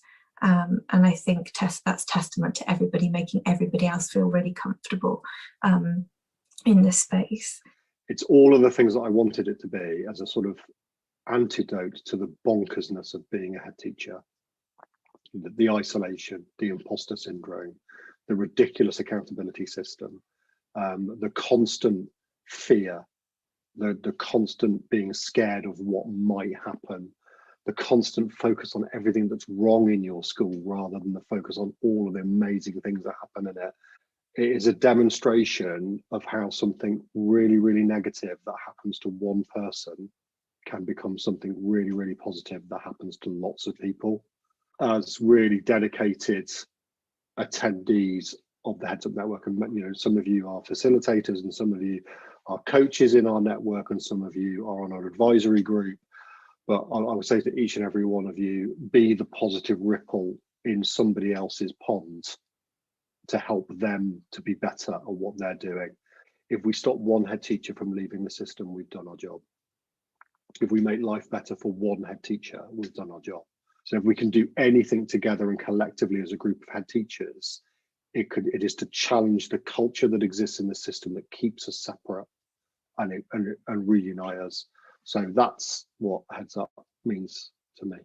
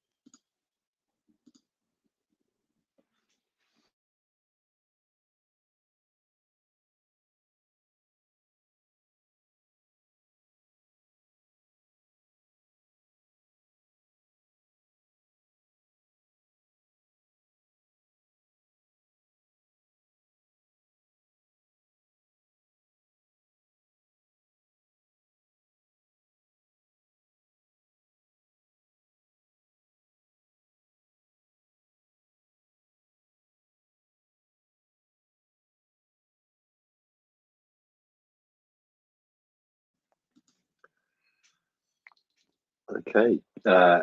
Good morning, almost actually good afternoon, everybody. This is session 3 of our wonderful Heads Up for Head Teachers Summer Fete. Really excited about this session. So far this morning, if you've been with us all morning, just a quick recap. We've looked at celebrating the role of headship and the work that Heads Up for Head Teachers community does in celebrating the role of headship. In our last session, we talked about the importance of purpose and reconnecting to purpose as leaders, not just because of the pandemic, pre-pandemic, and making sure that we've got that really strong connection to what we do in our communities as school leaders. And out of that work that we did across the network, for what we realized very early on were sort of groups of hundreds of sort of really values aligned leaders. We recognized that actually those values aligned leaders wanted to talk about what education could be and perhaps what it should be and where it could evolve to and what it could become in the future. And so last October, supported by the wonderful Big Change, which is an organization that does all sorts of work in the social justice space and adding value sort of socially, we were supported to start running a series of Hopes for Ed, as we called them. We called them that because they called them that. And about 2 years ago, Hopes for Ed worked on and developed and published, Big Change worked on and developed and published what they called their Hopes for Education, which was a manifesto of 10 sort of really big topics that we might like to see happen in our education system and change and transformation happen in our education system over the next decade. And we explored those on a Wednesday night in the dark depths of winter and emerging out of winter into spring. We explored those 10 Hopes for Eds, one per session. We can't cover them all in what is a 45-minute session at our Summer Fete, but we're going to reprise and revisit some of them. And I would encourage you, to have a look at those Hopes for Ed and see which ones of those resonate for you. And they're available on our website, and they're obviously available on the Big Change website. But as in terms of being able to contribute to that, I would encourage you to come and join our conversations at Heads Up for Head Teachers. But I would also encourage you to get involved with the big education conversation, which you can find on social media, which is another opportunity to really get involved in a conversation about what education is, what education could be, and what education should be. So that's the sort of intro and framing for this session. We're really delighted to be joined by our wonderful panelists this morning, who all contributed in brilliant ways to our Hopes for Ed discussions. You are all very, very welcome. And we've got about 40 minutes to have a sort of discussion and a chat about some of the things that we spoke about in those sessions. And a really big, unsurprisingly, given everything we said in the first 2 sessions, but a really big theme of the Hopes for Ed is, education, which is for young people and is co-constructed with them and developed with them, and with their voice being a really powerful and important part of what we do in education. And we had a really empowering and thought-provoking session, which involved pupil power, and I'm absolutely delighted that Lottie, you can join us from Pupil Power this morning. And so Lottie, I'm going to come to you first, and perhaps you might want to talk about the work that Pupil Power does, and from the sort of pupil power perspective, what change you would like to see in education, and what's great and should be celebrated, but what also could change and be different into the future. So Lottie, over to you first. Thank you so much, and thank you for having me as well. Can you hear me okay? Yes, okay, good. So I just want to say thanks for having me, of course, and I'll introduce myself. So I'm Lottie. I'm a part of the Pupil Power, which is a really cool movement made up of young people aged 11 to probably early 20s. I'm not sure who the oldest is. And we aim to make changes in education that students want to see throughout the country. So we really want to represent their voices as a body of really, really diverse students, which I think is really, really important. And when what you said there about what you want to change in education, I put this message out to our members a couple of nights ago, and we had a long conversation about it. So I have a few points I'd like to share. So I'm just going to find where I've written them, which are really, really cool. And we've got, again, because we're such a diverse group, the responses we got were so varied and so wonderful. So I'll quickly go over them now. So a lot of our members were focused on assessment style and how that could change. And I'll read one thing someone says was, assessments in the way we have them now are extremely ableist and put disabled students at a major advantage. And this is something we are totally willing to change. And we have been supporting different kind of bodies when we were campaigning to have exams cancelled, and vice versa. We don't know what the solution is to that, if I'm honest, but as a collective we are working to find one. We have, again, being so varied, we have an array of opinions there, but again, we will find it and we're working towards that. Another one is student voice needs to go beyond the school council, and we spoke a lot about this in the session that People Power did a while ago. School councils are predominantly white, they're predominantly female, and they're predominantly made up of students who are the good ones and are going to say the right things or whatever. But do they create change? Do they create an honest perspective of what students think and feel about school? Probably not, in my opinion. It would be good to get some quantifiable research on this, but just from our experiences as a collective, we said no here. A lot of people feel completely disenfranchised from school councils as well. So People Power is being the student voice that goes beyond school council. But for a lot of school leaders and school teachers, it's quite uncomfortable to have a group of young people very blatantly say this isn't working. So events like this is so wonderful because we have teachers who are listening and then can convince others who may be a bit more skeptical at the moment. So another thing is ensuring there is respect of students being real people and allowing them basic autonomy. Excuse me, I completely stuttered there. But again, another thing we discussed was allowing students to kind of do their, basic human rights in school. For example, being able to go to the toilet when they ask to, or being able to go for a walk if they're getting a little bit stressed and flustered, going to get a drink. That is something that, again, is policed in school and is a big problem, because if you're being able to police when someone naturally needs to go to the toilet, what else can you police? Where does that go? And students aren't learning, consent and how to say no and how to say yes to things, because this is a rule, you must stick to it. Again, this is something we completely want to change, and we're developing a Know Your Rights card, which will be given out to students, where when these situations are difficult, they are able to say, actually, no, I can stand up for myself and say I need to go and do this, so I will. And that is basically everything that we discussed in a very, very short time frame. So yeah, that is me. And if you want to support People Power, just please check us out on Instagram and Twitter. We're just under @DPeoplePower. Brilliant, thank you, Lottie. And I think one of the things that was really powerful in the session, there's a couple of, as you said, like actually the head teachers that were in the room that night when we ran that session, there was no dissent. There was no, well, we don't agree with that.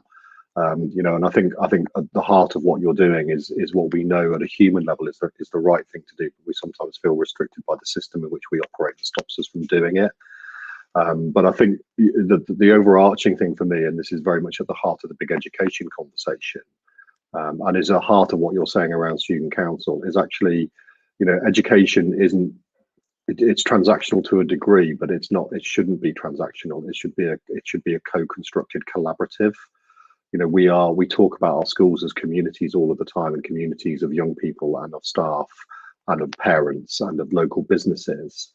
And of course, somebody needs to take the lead in that. The professionals need to take the lead in that, having the professional understanding of education and learning and what learning is.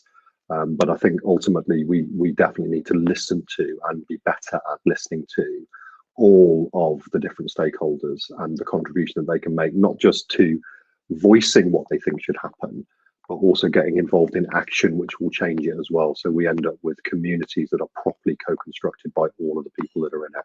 And the work that you do at People Power is really powerful in leading that. So I'm hoping that we've got a longer term relationship with you, and you will come back and contribute to further hopes for Ed Sessions next academic year. And moving on from that is very much one of our other sort of really powerful sessions was around the need, picking up on that, is around the need for professional learning. And we talked earlier on about sometimes there's a danger in schools that we sort of positionally put some groups ahead of others. So we talk about, head teachers will talk about, always put children first.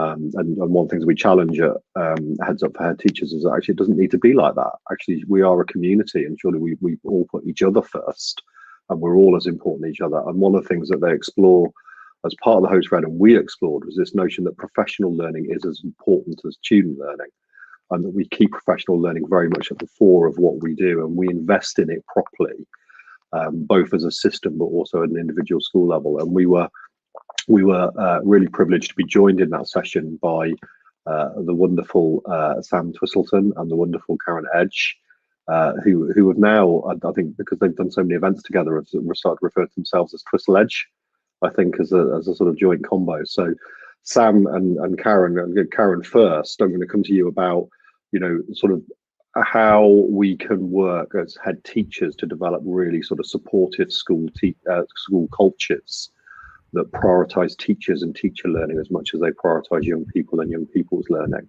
recognizing that one is hugely beneficial to the other, and it's a very much a symbiotic relationship that's powerful. So Karen, over to you first, and then Sam will continue next.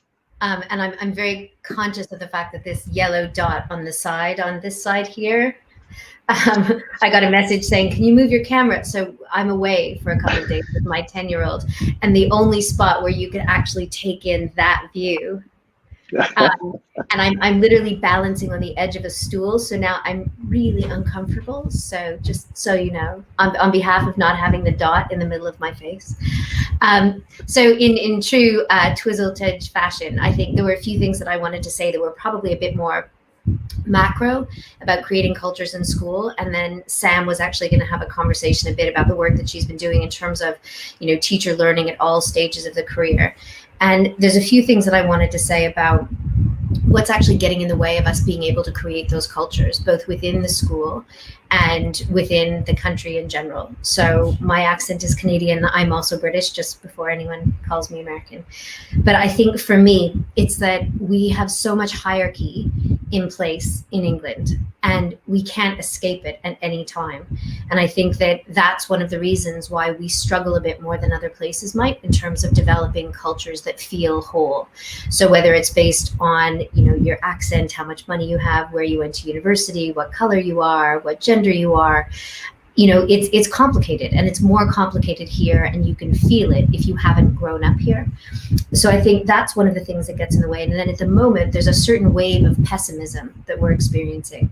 So we've got Brexit, we've got COVID, we've got, we got a ping through this morning from my son's head teacher that, one of the classes, the second one this week, has gone out with a positive case. And it's the weekend, and the schools are carrying all the heavy lifting for contact tracing. So I think we talk about head teacher well-being, but we're not nationally recognizing the fact that the people who are doing most of our contact tracing are actually head teachers who have another job. So for me, I think the question sort of goes back to what the session before was talking about, which is, why do we ask the questions about what would make this a great place to work? And do we listen? Right? So the first question is do we say, do you love your work? What would make you love your work? Do you feel loved actually in the building?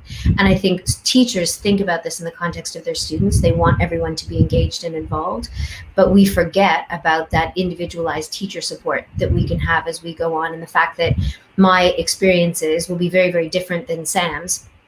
And what we need to feel engaged will be radically different, but it won't cost a lot of money. And often it's literally just being able to have a relationship with someone who understands you.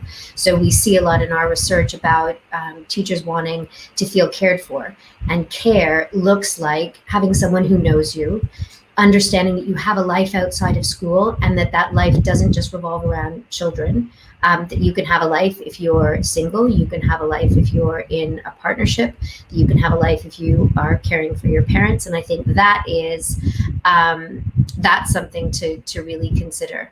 So the questions I have are we asking, is this school a good place to work? And does it bring you joy to come to work? And are there things that we could get rid of that actually don't make it a good place to work? So often there's 3 or 4 little things that instantly you could say, okay, you know what, we're not doing that anymore. And I don't think we're willing to take the risk to both ask the question, but also to hear what the answers are. So my plea I think there's two things that are both about creating school cultures that work, but what James and Kate are doing in terms of a bigger system-wide conversation. So my biggest fear, and this happens when you've got lots of different schools that are responsible for themselves, is that there are splinter groups, advocacy splinter groups. So in a lot of other jurisdictions, you will have one organization that speaks for the head teachers. Here, we are incredibly fortunate to have diverse ed, women's ed, Hope's Heads Up for Head Teachers. We have so many now different organizations that are advocating and similarly advocating for the same thing, for fairness, for consistency, for love, for respect. And because we're all advocating differently, does that actually mean that the messages that we're trying to create and share are actually not being heard as loudly as they could be? So one of the things that I would sort of plea for is that as, pupil power is arguing, I have a 10-year-old in the room, you can probably hear the biting of crisps. So in Canada, we have ketchup chips, and in England, we've just got ketchup tomato sauce chips. So because we're watching England tonight on this very large screen, we have lots of ketchup chips. That was the request. So he came in, snuck around in there, and he thinks I can't hear you eating the crisps. So apologies for that. But in terms of what Isaac knows what he wants a school to be, he can tell you. Right? He will tell you what it feels to be loved at school. And it feels that everyone is, when they put their hands up, they're called on equally. That, recently we've had a discussion about the kids who are still doing really well are the ones whose parents worked tirelessly with them during lockdown. That can't happen for all parents, including this one. And it is not fair that he will be judged because I wasn't doing his homework. So consistency, fairness, respect. Can we advocate together for the change that we want? And then I think you need more nerds involved. So speaking as a nerd with my fellow, Twizzletage member who's also a nerd, I think, and it's quite funny, I did say to both Kate and James this week, you need a nerd on your advisory council. We need to ask the questions, but not just ask them and talk about them and vent in the most positive of ways, but we need to vent and capture and analyze together as a big group, and then be able to put it back and say, we have evidence that this is what it's like at the moment, and advocate for different people who can then make it change. My phone usually never rings, so it's all going on today. So I'm just going to pass on to Sam, but I think so. It's the plea for ask the questions, find out what makes people happy, and then try and advocate collectively across all of us, and make sure that the nerds are involved, because the evidence that you've gathered is so powerful. But sometimes you just need a nerd buddy to make sure that you've gathered it in a way that isn't just people chatting, which is important, but it's evidence that you can use to articulate for better policy. Brilliant. Thank you, Karen. As ever, just really sort of powerful inputs. I was sort of drawing out and connecting to some of the first couple of sessions, but I think that point about, you made the point about staff and really talking staff and listening staff in the same way that we, Lottie has called for us to really talk to and listen to our young people. I think that's so important. And Sam, this is a sort of lead into you really, but I look back on a career of CPDL, both for myself, but also planning it for others. And that sort of very transactional projected CPDL, so this is what the school needs, so this is what you're going to work on in the next 12 months. And Karen, picking up on your point about what, where do we really get into a space where we understand the narrative of our staff and where they've come from and what they need, and so that they can really sort of become, they can have their own purpose of individuality within the greater purpose of the school, and they can have real agency then on how they need to develop. I think is so important. I also wonder, and maybe put this challenge out there to the people that are listening or the people that watch later on. Hi, Isaac.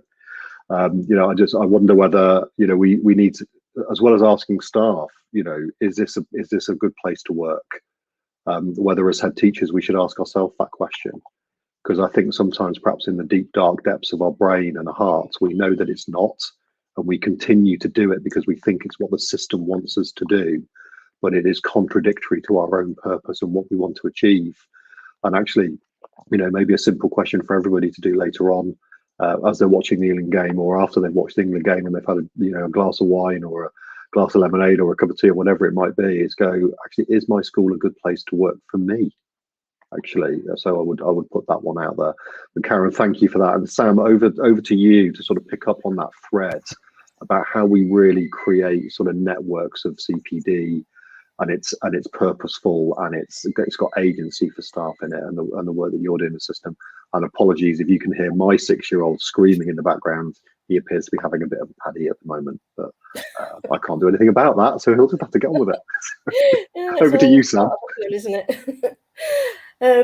First of all, I think, although I quite like Twizzle Edge, I think Edgy Twizzle is better, because I think Karen should always go first anyway, as she just has. But also, she has that edginess in such a lovely, constructive way. You know, that was a brilliant question, wasn't it, that she asked us all there? And that's what she does. She just always asks the questions that really make you think. So, I mean, kind of following on from what she said, but also I really enjoyed listening into the conversation in the previous session, and the importance of, you know, reconnecting to the why and how important that is. And actually, every time I've joined up with you guys, that's always been a really central part of the discussion, one way or the other. I think it's got to be a central part of how we think about staff development, and how we think about how we support the staff in our school. And last time we gathered, last time I was with you, I remember there was a big discussion then about how people had actually quite enjoyed, you know, one of the sort of spin-offs of COVID, and, you know, what a terrible time we've all been living through, was the fact it had helped people to strip things right back, and literally in the, you know, initially stripping right back to making sure kids are fed. Are they safe? Are they secure? And you know, and that sense of moral purpose was really so visibly and obviously driving everybody who works in education, but particularly school leaders. There was a lot of discussion at the time, and I think it's continued, about the importance of really, really holding on to that sense of moral purpose. And I think that's really so important when we think about our staff as well, whoever we are, teachers, teaching assistants, anybody working in a school to support learning. They need to be able to connect to that sense of moral purpose. But as school leaders, you need to see your responsibility to yourself, but also your responsibility to your staff in the same way as we saw that massive sense of responsibility to children. So I think schools have always been really, really good at wrapping themselves around the needs of their children. That's usually what everybody who's there gets up out of bed in the morning to do. But I think there's something about recognizing that you can't do that if you're not also attending to the needs of your staff. So there's something about schools also wrapping themselves around the needs of their staff, at all staff, every level, including the leaders. It's that oxygen mask thing, isn't it? You can't look after the children if you haven't looked after yourself first. And kind of following on a bit from some of the earlier discussion, looking after your staff just involves keeping them developed, and involves keeping them supported. And the most important thing that you can do there is have a healthy culture within the school, within the group of schools, if you're lucky enough to work in that way, that nurtures the importance of staff development and supporting staff, but in a way that does connect to that why, that sense of purpose. So you were talking, James, about, you know, I think we've all been guilty of engaging in and sometimes leading staff development, which is just purely transactional. And, you know, and the transactional bit needs to be that, yeah, we know we need to know how to do that phonics better, or to administer that particular form of assessment. So the transactional has to be there. But if it doesn't connect to that sense of moral purpose, if it doesn't have that bigger picture element to it, then you're not nurturing your staff. You're probably penalising your staff one way or another. And so I think one of the really hard things, but also exciting things about really good staff development, is how do you get that balance between reconnecting to the why and the bigger picture. But then the really hard bit, but the fascinating bit, especially for nerds like Karen and myself, is how do you translate that bigger picture into this decision I'm making in this moment about the right thing to say or the right thing to do, whether it's to a staff meeting, whether it's to a child who's trying to get their head around a particular concept, whatever it is. How does my sense of moral purpose and what gets me out of bed in the morning, how does that translate into me making the right decision in order to get the best out of this particular moment that's in front of me? And I think really good staff development sort of iterates between those two things, that bigger picture and then a sort of micro moment of what am I doing here and now. And the what am I doing here and now, I think, is something that when school leaders are thinking about what their staff needs, that what they need to be aware of, that's going to vary enormously, again, building on what Karen was saying just now. You know, so a brand new teacher starting in a school in September is not going to be able to think about anything else other than how do I get these children to listen to me? How do I get them organised? How do I get them to line up? What are the rules around social distancing? There's going to be loads of really practical things that are just going to completely dominate their every sort of thinking moment. And if we don't attend to those needs for those staff and really give them the advice that they need at that point, that this is how you do it, this is how you line up, and actually don't worry, you're stressed about it now, but you know, in a month's time, most of this will have become so automatic, you don't even have to think about it anymore. But recognizing that they can't think about anything else until they've got over that hump, and that is what they need from you right now. But then also not getting into the trap of only ever talking about how you get the children to line up, and making sure that you do have that reconnection back to the bigger picture. The whole point of why these children need to line up is that they can get learning quickly, and we want them to be learning because we know that can transform their understanding and transform their lives. It's kind of making sure you're having enough of those kind of discussions as well, I think, really. So I suppose what I'm trying to say is that staff will have different needs at different times. And we need to recognise that and be alert to it. And there's quite a lot of research that can help us to kind of suggest what will be the most impactful for those different sets of needs. But I think regardless of who you are, what level you're at, what role you're in, your practical needs are always going to need to reconnect back to that why we're all here, and that sense of moral purpose. And I think one of the reasons why in recent years we've had problems with staff retention is when there feels like there's a really disconnect there. So all these practical things I'm spending all my time doing, you know, data entry, triple marking, whatever it is, actually is going against that bigger picture sense of moral purpose. I feel like it's stopping me doing the reason why I came into the profession rather than helping me. So again, that helps, I think, with that really hard question is what is it we can stop doing that's actually making this not a good place to work rather than a good place to work. And it will usually one way or another connect back to that bigger picture.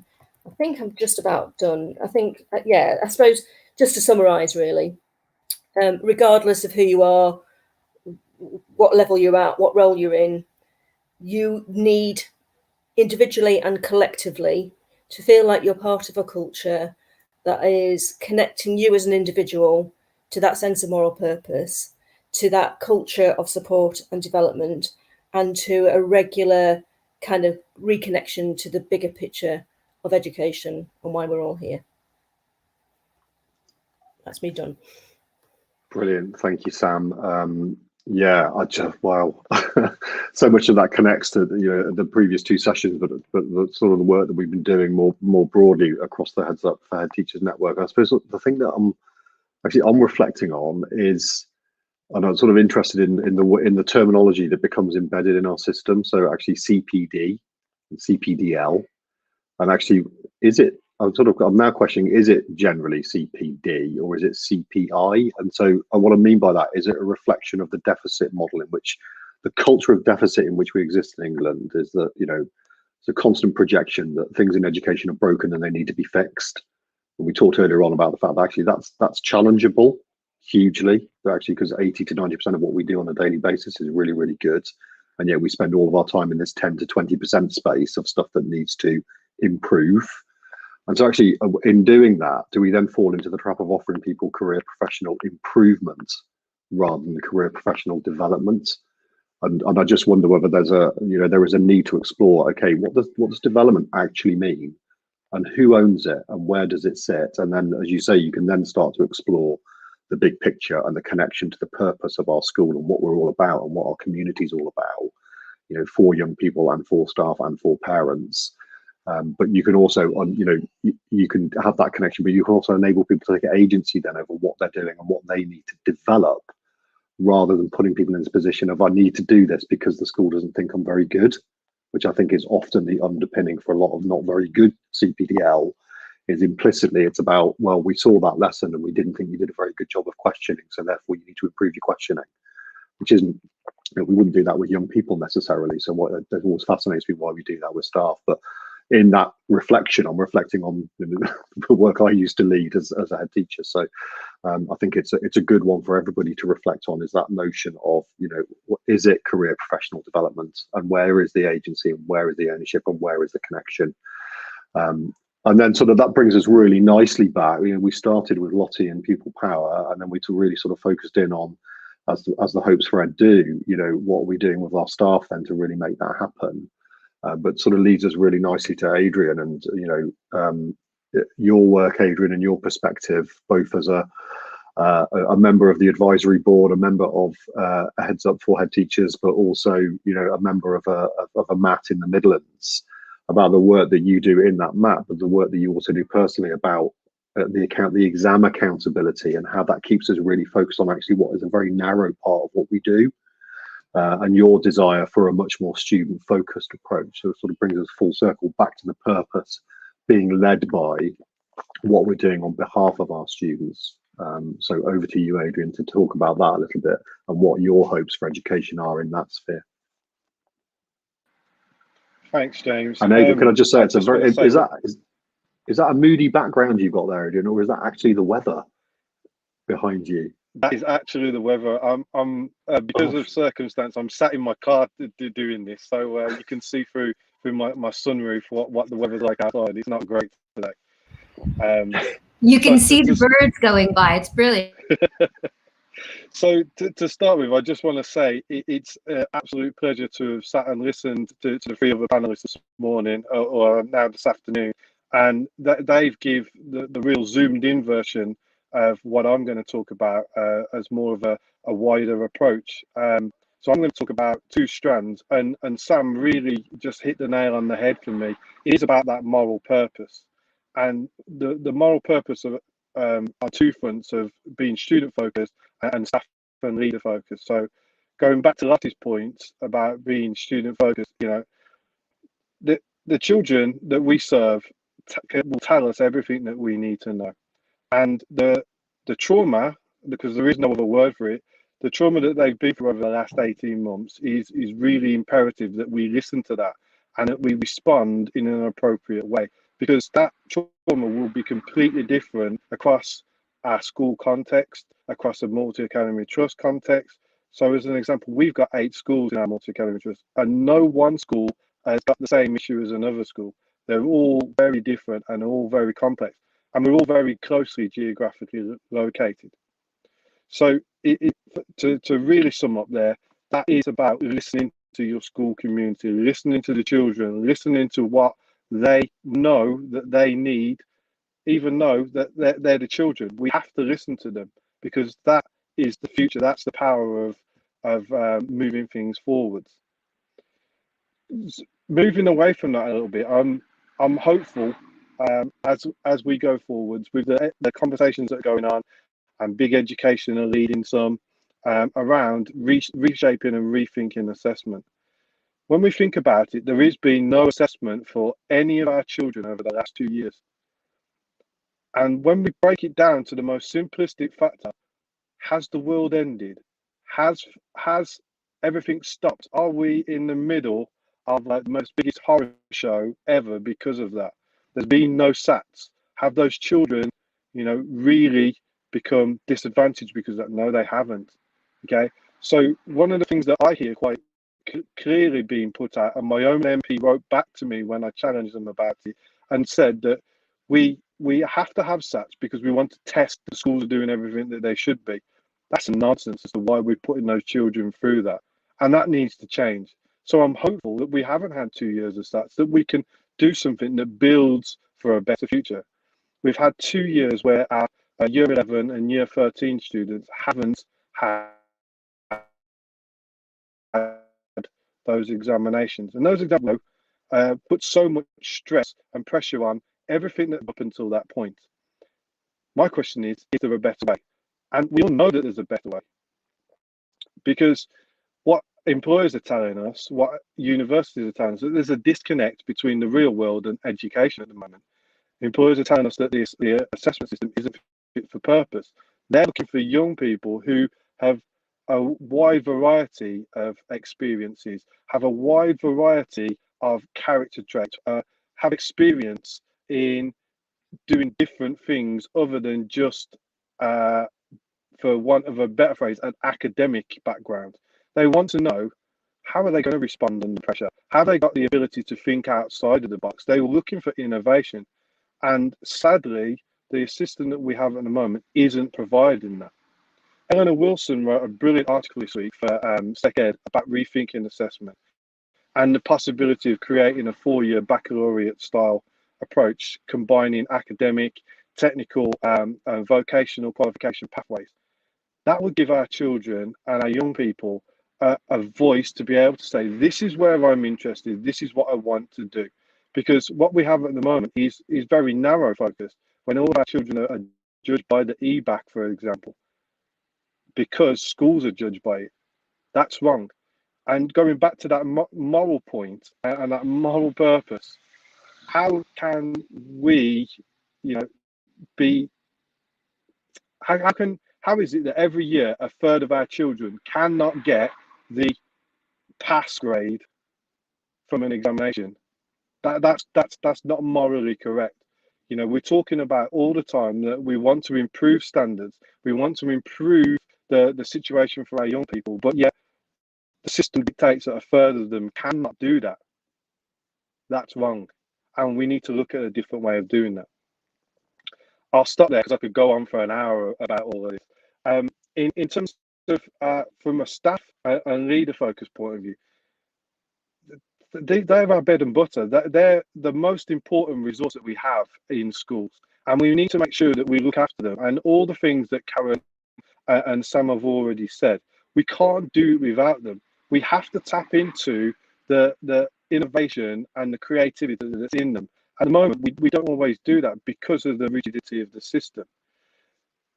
We all know that there's a recruitment shortage for teachers, but more worryingly, we have a retention crisis of teachers. And we've got to do something about that to ensure that we don't, we're not spread even thinner. One of the things that really concerns me is that we keep hearing that there's a shortage of head teachers. And why wouldn't it be? Because what's the message and the narrative that's given out there at the moment? You've heard from Karen, you've heard from Sam about the importance of making sure that we look after them. And I'm glad to say that I'm part of an organisation that does that. And there are many others out there that are doing that. But we need to do more than that, because what's happening is that filters downhill. And that filters down to our deputy head teachers and our assistant head teachers and our middle leaders who look up and they say, well, actually, why would I want to be part of that? Why would I want to subject myself to that? So we need to support those guys, and we need to create a support network for them to ensure that they understand that what's being portrayed at the minute isn't the only way. It's not the be all and end all. And if, in the state sector, if the 22,000 head teachers stood up and says, no, we're not operating in that way, what would happen? We would have a massive sea of change. I know I'm oversimplifying that, but what we need to do is we need to make sure that we've got a level of support in place now for our head teachers to reassure them and to allow them to be the head teachers and the leaders that they set out to be. What we need to do now is set that up for our assistant head teachers and our deputy head teachers. And I'm proud and privileged to say that at HeadsUp4HTs, that's what we're going to be starting in September. And we want to allow those deputy head teachers and assistant head teachers that space to be able to go and learn from other people that are in their space to say, actually, what I may be experiencing, that isn't the only way. I can go and I can voice in a safe space what's happening and getting support for that and getting some guidance in how they can be the leader that they set out to be. So I'm really excited to be part of that as we move forward in a new academic year. And I'll stop there because I can see that we're coming close to the end of time. Brilliant. Thank you, Adrian. And yeah, really great that we can announce that this afternoon. that we're gonna extend out. We've always had assistant heads and deputy heads as part of our network of Heads Up for Head Teachers. We describe ourselves as a network for head teachers past, present and future. But specifically, we will have that network, that safe space and that place for debate for assistant heads and deputy heads as well is really exciting development for September. I think I'll come back to, we'll sort of come back to hopes for Ed. And we've had the sort of, the hopes for education from a young person's perspective. And we've had hopes for Ed, in regards to how we develop and how we really bring our staff on. And your point, Adrian, about perhaps some of the things that drive us to behave in the way that we do. And you've touched on assessment and the work of Big Education and the Rethinking Assessment Group, which is, really, really powerful stuff. And lots of others in the network are also sort of actually, how do we take this opportunity to rethink assessment? You say we really missed it. Have we finally reached a point where we acknowledge that, the piece of paper that children clutch when they're 16 with 9 grades on it or 10 grades on it does not define them. It's just a tiny bit of who they are. But in that is a recognition in the last 18 months that, we didn't have those assessments, but that didn't mean that learning didn't happen, because it does feel as if our only way of judging whether learning has happened is through collectively collecting all of that data together. And as you say, using it to judge schools. And that's the other problem with assessment, is the way in which what is a system which is supposed to be something for the children has become something to judge schools. And in that, it's driven this sort of accountability system, which takes us away from our purpose. And looping back to Sam, it inevitably takes us away from our purpose and what we do. So huge things that we could debate probably all afternoon and into the night, and we'd probably get so wrapped up in it that we wouldn't even think about the football, maybe. So we might miss the football this afternoon because we'd be discussing them. But I suppose the point of Heads Up for Head Teachers connecting with big change and the hopes for Ed is the point, Adrian, that you made, and then Karen picking up on the one that you made about sort of splintering and splinter groups, is we are so much more powerful when we talk about these things together and we connect together and we have a united voice on these things. So one of the ways in which I think we can all do that is through Big Changes, Big Education conversation. Do get involved in that. That's open to professionals, it's open to parents, it's open to pupils. But I do think there is in running a network and the network of Heads Up for Head Teachers and the emerging one of Heads Up for Deputy Head Teachers and Assistant Head Teachers as well, is that need for us to connect Women Ed and Diverse Ed and Heads Up for Head Teachers and all of those other groups together, and pupil power, and actually create round tables of discussion around those things is one of the things that I think we could do. Because I agree, Adrian, if 24,000 head teachers across this land, together with the pupils, together with the professional bodies, and together with the other representatives of other networks of people, if we all stood and said the same thing, and this brings us right back to the heart of this, the heart and the start of Heads Up for Head Teachers, is this notion that we operate in education here, technically, and with our knowledge of education, but a big part of the equation is what comes from here and our hearts, and we're having to stop this one because the focus is all on what's happening up here. And actually, collectively, if we said, no, education is much more complex than that, and we have to stop dehumanizing it and recognize it as a complex human system, we will end up with something which is much more connected and connected to purpose, but also has a real moral core to it, that we're doing the right thing by our young people and the right thing by our staff and the right thing by ourselves as leaders. So hopes for Ed, big conversations. We've had a taster of them this afternoon, and thank you to everybody who has contributed to that. So Lottie and Karen and Sam and Adrian, lots of opportunity next year. So alongside the support sessions that we run, Heads Up for Head Teachers, alongside the one-to-one support that we offer, alongside the buddying system that we offer, we also run these sessions on a every fortnight basis, where we can just talk about what are our hopes for education, what would we like to see happen, and they're always informed and provoked by brilliant voices, a sample of which we've had this afternoon. And I'm going to wave at Isaac now. Hi, Isaac. How you doing? He's good. He's looking forward to the football, I can tell.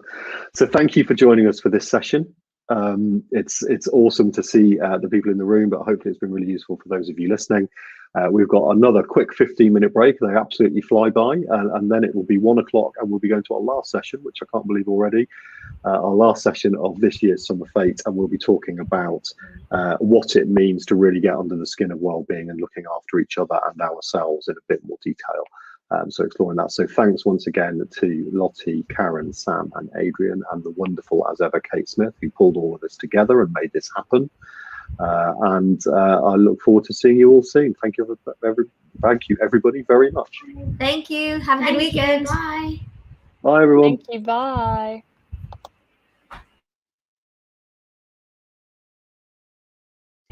I've never met a bunch of people that I know I can trust. See everybody. Like I can you. And that has restored my faith in humanity. It's also restored my faith in myself, but it's also a place where we have amazing professional dialogue and we challenge each other in a trusted environment. So to me, it enables reflection on what my role is currently, what it might be and what it was, where I feel heard, acknowledged, supported and valued. Finding your kindred spirits, isn't it? And finding people you can associate with and work with, and as Julie said, feel confident and safe with. And it really has given me so much strength. It's just the easiest thing in the world to come to. You guys energize each other, and you energize me in particular. So those of you that know me pretty well, you know I'm a bit of a warrior. I go out there and I kick ass, but I can't do that without the strength from you guys. And that's what you put in there. I just need you all to know that I couldn't do that, and I wouldn't have the energy to do that without you all. And you give me the strength to be able to do that. So it's great to be part of this group, and that's what it means to me. I love coming to this group. I really do. I've met some amazing people, and I've developed absolutely as a head teacher since I joined this group, and I am remarkable, Kate. There you go. Yeah, I wouldn't have said that. Yeah, you know what I mean. But I can say it and believe it. Yeah, maybe not all the time, but most of the time. So thank you, everybody. We're also giving. We've talked about that. That there's a spirit here that it's palpable. You can't define it, and yet you can. You go away and feel empowered. You hear such wonderful stories and such traumatic stories as well. It's a privilege, and you are wiser, you are stronger. And the best thing about this is, you've got a champion. You've got a champion in others, no matter where you are. We are children's champion. We're champion for our staff. We are champion for our families, the vulnerable, whatever. Who are our champions? Who are our champions? Well, you are mine. And I hope I'm yours. There's a gift here that keeps on giving, because we keep on giving to each other as well. And every week, whenever I attend, I just feel stronger and I feel empowered. There is so much experience in different ways here that I go away and think, I can do that because someone else has shown me the way or created the path. I can't be honest like I am here anywhere else. Yeah, it's just amazing, and thank you so much. And I'm going to keep thanking. The challenge that I think we have in our system is, why the heck did we have to create this space to enable human beings who are leading education in their settings to not be judged? And we have to change that culture where leaders can't be their human selves. They can't be them genuine selves with their vulnerabilities, with their strengths, with everything that makes them the great leader that they are, without that fear of judgment. Before, I felt alone. I felt judged. I felt I'd failed. I felt I'd let everybody down. I felt defeated. I felt dead inside, and I felt I wasn't able to go on. After, I feel cared for, I feel supported, I feel valued, I feel successful, I feel strong, I feel alive. I am sure I will go on. That it was so amazing to be able to find a group of people, leaders, where you could share how you were feeling in the most non-judgmental way, and feel incredibly vulnerable and feel just complete trust. And so the impact you've had on my life has got me to where I am now, because I'm a deputy head teacher. Oh my God, I'm a deputy head teacher. And I will be a head teacher one day. You give me the space to kind of reflect, and I think I'm a better leader now as a result of all of you. This year has been hard and my confidence has been hit a lot. And there have been times where I've been really down, and somebody from the group will reach out and give me advice or make me feel better, and you're all amazing. From me personally, it's been about self-confidence and about not being afraid to be myself, being authentic. Just, yeah, and it doesn't matter how many people tell you that you're ready for a position, or you know, you should do this, you should do that. Unless you believe it in yourself, it's not going to happen.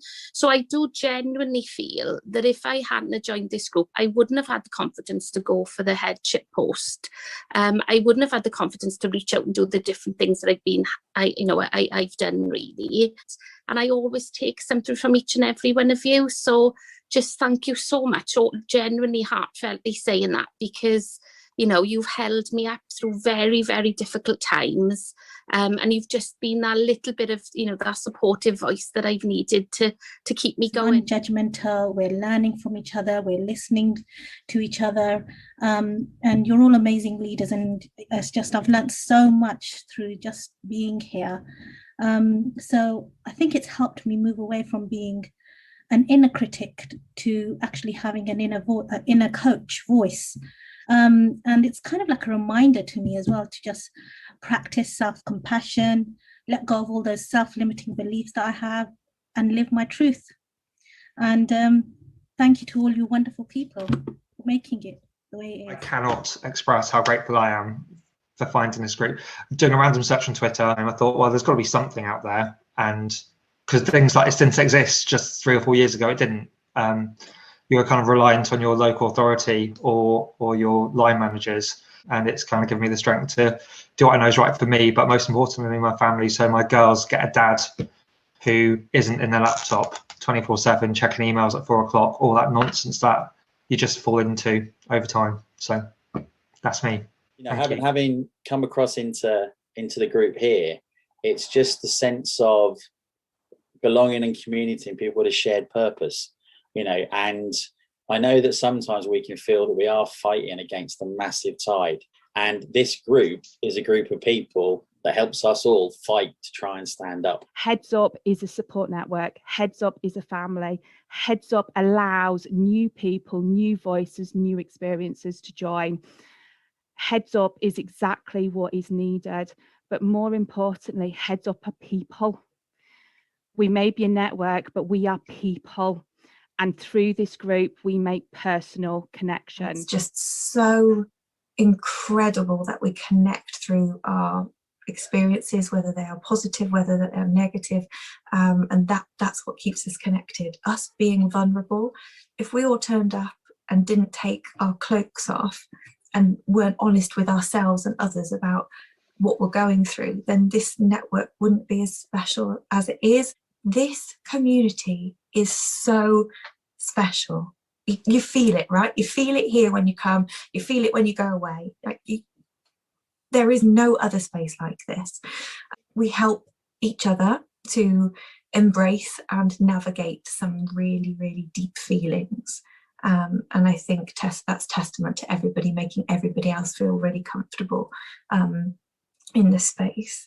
It's all of the things that I wanted it to be, as a sort of antidote to the bonkersness of being a head teacher. The isolation, the imposter syndrome, the ridiculous accountability system, the constant fear, the constant being scared of what might happen, the constant focus on everything that's wrong in your school rather than the focus on all of the amazing things that happen in it. It is a demonstration of how something really, really negative that happens to one person can become something really, really positive that happens to lots of people. As really dedicated attendees of the Heads Up network, and you know, some of you are facilitators and some of you are coaches in our network and some of you are on our advisory group, But I would say to each and every one of you, be the positive ripple in somebody else's pond to help them to be better at what they're doing. If we stop one head teacher from leaving the system, we've done our job. If we make life better for one head teacher, we've done our job. So if we can do anything together and collectively as a group of head teachers, it is to challenge the culture that exists in the system that keeps us separate and reunite us. So that's what Heads Up means to me.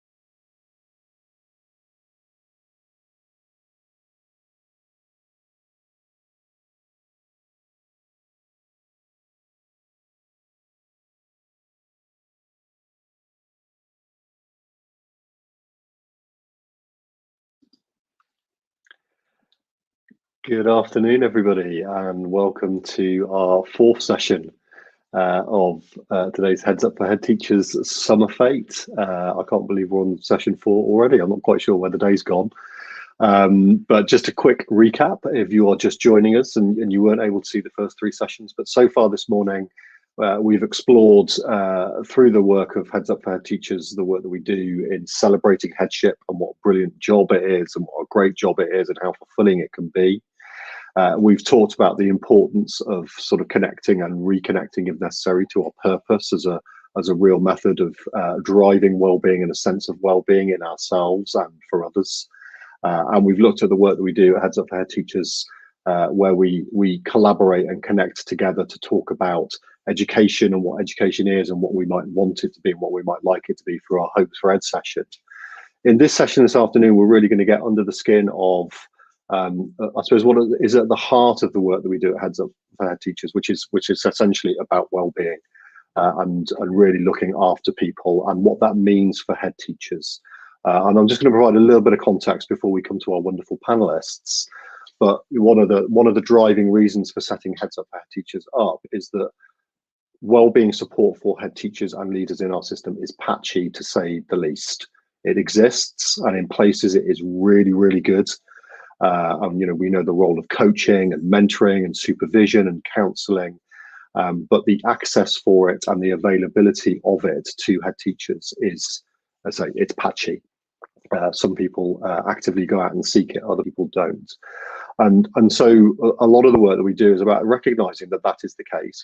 We campaign for it to be different. We think that head teacher contracts should be different. We think that well-being and the support that is available to maintain healthy levels of well-being for head teachers should be part of the recruitment package for head teachers. It shouldn't be an optional bolt-on. It should be something that comes with the contract and the contractual arrangements.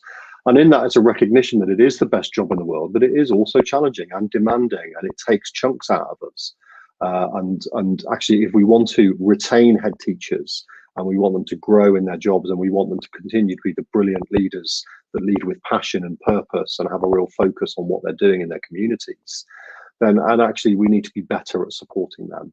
And therefore, we very much focus on well-being and well-being support as the work that we do in the network, but we also campaign for it to be better in the system. And it's really important, I think, and I'm sure the panel will get into this, to think, when we talk about well-being, and this may be a cultural thing, we tend to think about it as repair. We tend to think about it as, what we do with people when they've fallen off the cliff edge. How do we bolt them back together again? How do we piece them back together again? And of course, that is an element of it. But at its very best, it's about maintenance. It's about keeping people in a really great space so that they can operate at their best all of the time. So that's what we're going to explore this afternoon in terms of, what that means for the people in the room, what that means in the work that we do at Heads Up for Head Teachers, and the way that we've structured it to really help people both with that individually, but also collectively through our peer support sessions. So we're delighted to be able to welcome people into this space this afternoon to talk about their own experiences and to talk about what well-being means for them. And we've got some proper gurus on well-being and well-being support who will offer their views and their opinions. So that's what we're going to talk about. I'm going to kick us off this afternoon with Patrick. And many of you who are watching will know Patrick O'Connor. We're delighted that he Patrick, I'm sort of minded to go back to the very first conversation about Heads Up for Head Teachers, which wasn't called that at the time, but it happened in your school at the end of January, I think in 2019. Time's got a bit blurry because of the pandemic, but it was me, it was you, it was Drew Povey, and we sat and we had a chat about head teachers and what it's like to be a head, and that was as a consequence of my experience of headship, but Drew's experience of headship and the role that you were playing at the time. And you very kindly hosted the first Heads Up for Head Teachers event in your school in the October of 2019. But clearly, you have, Patrick, a real following and a real reputation and a real skill, I think, in creating cultures of well-being, both for individual head teachers, but also in schools. So sort of kick us off, Patrick. What does well-being mean for you, and why have you made it such a priority for all of the work you do? Well, before I talked about well-being, I've always liked to have a good time. I think I like to enjoy myself, and I've always worked hard, but I've also liked to do the things. And I think as a younger member of staff, like many of us, I got it wrong in terms of the time I'd spend in school. There was a period of time as a young head of year that I thought you had to be the first one in and the last one out, and I thought that's what you did. And at those times, even in my 20s, I found myself sometimes in school, the first one, sat at my desk twiddling my thumbs or just tidying up, because I thought that I just had to be there. But again, I was quite fortunate to pre-headship, having some good conversations with good leaders around looking after yourself or looking after myself, it was underground conversations really, because it was a little bit dirty word, looking after yourself. Self-care was a bit selfish.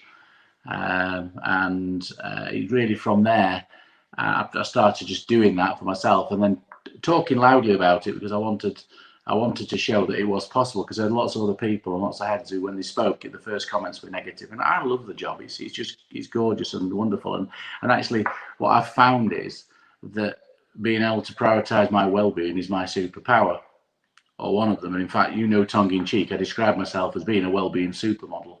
Thank you. Just because it's a way that helps me focus. And in that introduction there, when you said around creating a culture, very much around creating that. I was very fortunate to work with a woman called Suzanne Murray as one of my deputies a few years ago. She went on to become a global safeguarding lead and back doing some wonderful things now. But she coined a phrase I use all the time in my schools now called creating a culture of care. And within that, it starts with you as the head teacher. And again, I've shared this quite widely as well. Every school I go into as head teacher, my 17th year as head at the moment, and for the last 10 years, I've actually used that side of my family, me and Mel, my wife, and the 5 boys, and just say, first slide, third, whatever state of the school, whether it's special measures or whatever else, the notion that we look after ourselves first before helping others to make the biggest difference to others. The oxygen mask mentality. Now, it's also key when you said we talk well-being sometimes when the plane is crashing. Well, for me, I think being well drilled in that emergency procedure every single day avoids me having to reach for the mask. So although I say my mask is firmly in place, it is next to me ready to use. I rarely need to use because I do it. And then about 5 years ago now, I was fortunate to bump into Martin Rea, the godfather of Teach 5 a Day. And that resonated with things I was doing earlier, introduced me to the 5 ways of well-being. So actually the tweets that I do every day, I do a minimum of 1 tweet, which is the Teacher 5 a Day with Connect or Notice or Exercise, etc. And that's one of the things that lets me show what I'm doing to the world. Look, I'm a head teacher. I'm cooking my meals. I'm doing for a run. I went to a wedding reception last night with my family. That was a tweet this morning from last night. I do those things just to show as a head teacher, look, I've got a life. It's not about showing off. And I'm conscious. I was really conscious of that at one point about doing that, particularly when I talk about my holidays, because I like holidays, by the way. But just talking about the things I do and encouraging others to do the same. And then at the same time, I'm in awe of the people on this call here, because the things you do on the regular, I've joined some of the coffee mornings, I've joined some of the Wednesdays, but I'm not the most regular there. I tend to be someone people pick the phone up to or send a DM and can you talk now? So I do a lot of that, and that's my contribution in lots of ways to this organisation, along with this idea of modelling, not saying the way it should be, but modelling that well-being is possible. I don't even want me to carry on. I want you to stop to allow somebody else to speak. I don't know. Well, Patrick, I suppose I'm interested in your perspective, given that time frame that you've just outlined and the journey that you've been in. I'm sort of interested in what it is you think. What do you think is the culture in our system, which means that we have lots of head teachers who perceive the importance of well-being on behalf of others, but fail to see the importance of it for themselves? So, we talk about that as the sort of superhero culture and the cloak of invincibility. Yeah. That somehow we can push ourselves, we are driven somehow to push ourselves as leaders harder and further than everybody else, and that we don't need well-being, whilst we can still recognise the importance of it in our schools. I'm interested in your perspective on that. I think this is real generalisation now, and this is not well thought out, so I'll just do what Patrick does and just see what comes out of my mouth now. But I think there are 2 sorts of heads I find that I'll work with quite often, and you've got those people who are enter teaching to serve, and we do serve, and it's about that sacrifice, it's about that selflessness. They're all really self-deprecating in so many ways and can be self-harming, but we want to do and make that difference. So actually the self-care can be seen to be selfish. I'm driven by my imposter syndrome, that fear of failure. As a kid, I didn't want to let my mum and dad down. That was these are my angles, I suppose. And then started teaching, you didn't want to let your children in your class down or your line manager down. And then becoming a head, it's become a moral purpose for me. And I don't want to let anyone down in my organisation, a member of staff, a student, a parent, anybody. You know, this thing of every child matters, every member of staff matters, is massive to me. And that driven and that moral purpose, if not checked by self-care, can be really disruptive. So that's one sort. Then we've got another sort, and I've tasted the side of both things. I've been a head of special, secondary, primary, exec head, MAT, local authority. I've done some work independent, international. I've played around a lot at schools in lots of nice ways. And the other style of head, and I like in lots of ways this drive we've got, the high expectations, no exceptions, no excuses approach, where we drive for standards and let's improve and do that. And it can be quite macho. It's not just a male trait, but I'm using that phrase, but macho. It can be really quite macho in the way it drives things forwards. And actually, self-care can be less for members of staff in that basis anyway.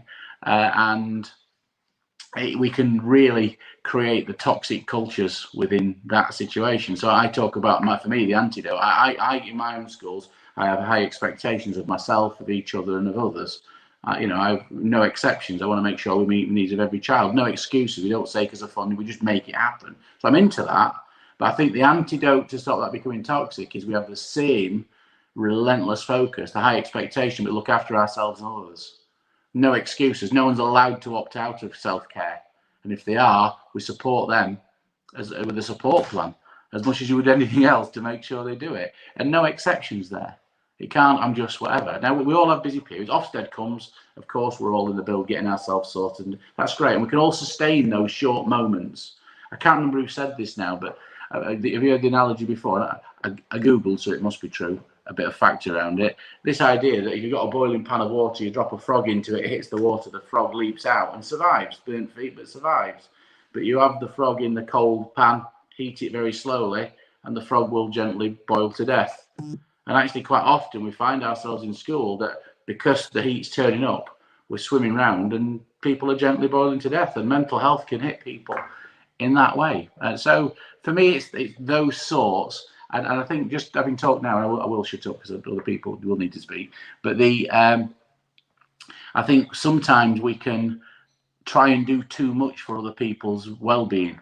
And I'm a big believer, it's not about me doing it to people or doing it for others, because that can just become patronising or patronising, as Mel calls it. It needs to be, we help people, and coaches where coaching is useful to let people see their own well-being reality for what it is from their perspective, but also from the perspective of the others, of their loved ones or their colleagues or whatever. Also, then they get to own it, not wear a victim t-shirt, as Paul McGee might call it, but own their own well-being, and then actually the support then to help solve their own issues as well and their own well-being reality. And then the 10% braver bit from women, I just love the quote of actually have the wherewithal to just do it. So once you've seen it, own it and solved it, then actually do it and make it your reality. And again, when head teacher colleagues I've worked with have done that, it's transformed their fortunes of their lives, but the fortunes of their schools. You know, Ofsted grades go up. Who'd have thought it? Yeah. So I think for me it's a no-brainer, and I think we sometimes blame Ofsted. I've got issues with Ofsted, but we blame Ofsted. Normally it's our interpretations of what we think Ofsted are asking us to do. So again, yeah. And I think that's really useful, Patrick, as we come to sort of Zena and Julia and Kate, because I think that's at the heart of it. That's one of the things that we try to do with Heads Up Head Teachers. So, you know, part of this is talking about the methodology of what we do a little bit, but actually one of the things that we do is we say, "How are you?" And you know, we ask that question a lot in our daily lives. And Kate made this point earlier on, and it's a question in passing. You know, we don't actually really want to discuss the answer, so therefore we go, "Yeah, I'm fine." And you know, and that was really, for me, that was part of the start of Heads Up, because I used to ask that as the chair of the Secondary Heads Association in South Gloucestershire, and everybody would go, yeah, and they clearly weren't. So I think that the second bit is, the frog sort of metaphor or analogy or whatever it is, if I've got that right from an English point of view, but is that notion that we don't always recognize what's happening to us.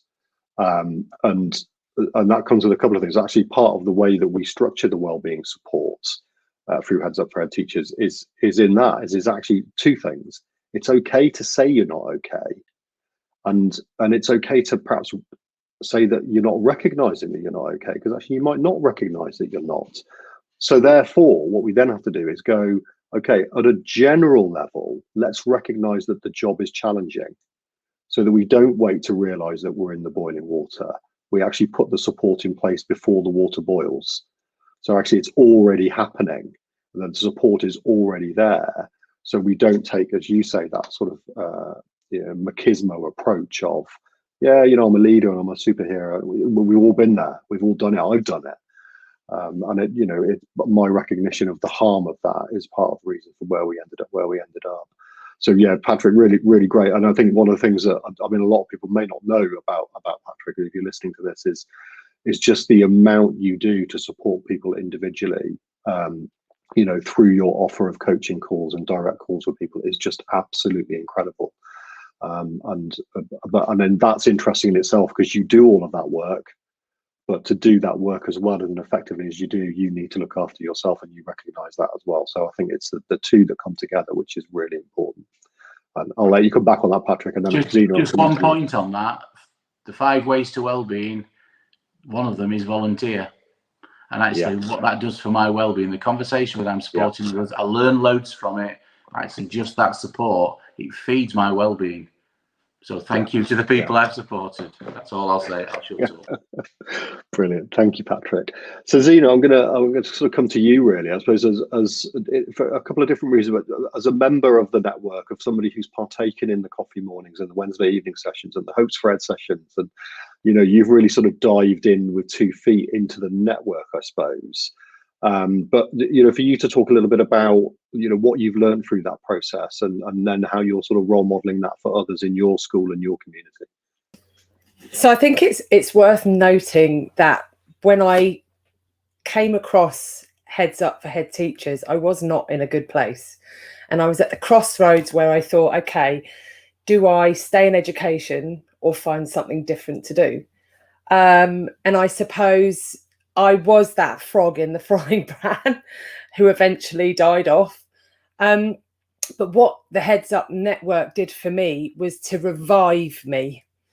I found my ikigai again. I found my purpose. I found that passion. And Patrick was one of those people who I called on a Sunday night at 7 o'clock for a conversation about what my next steps would look like.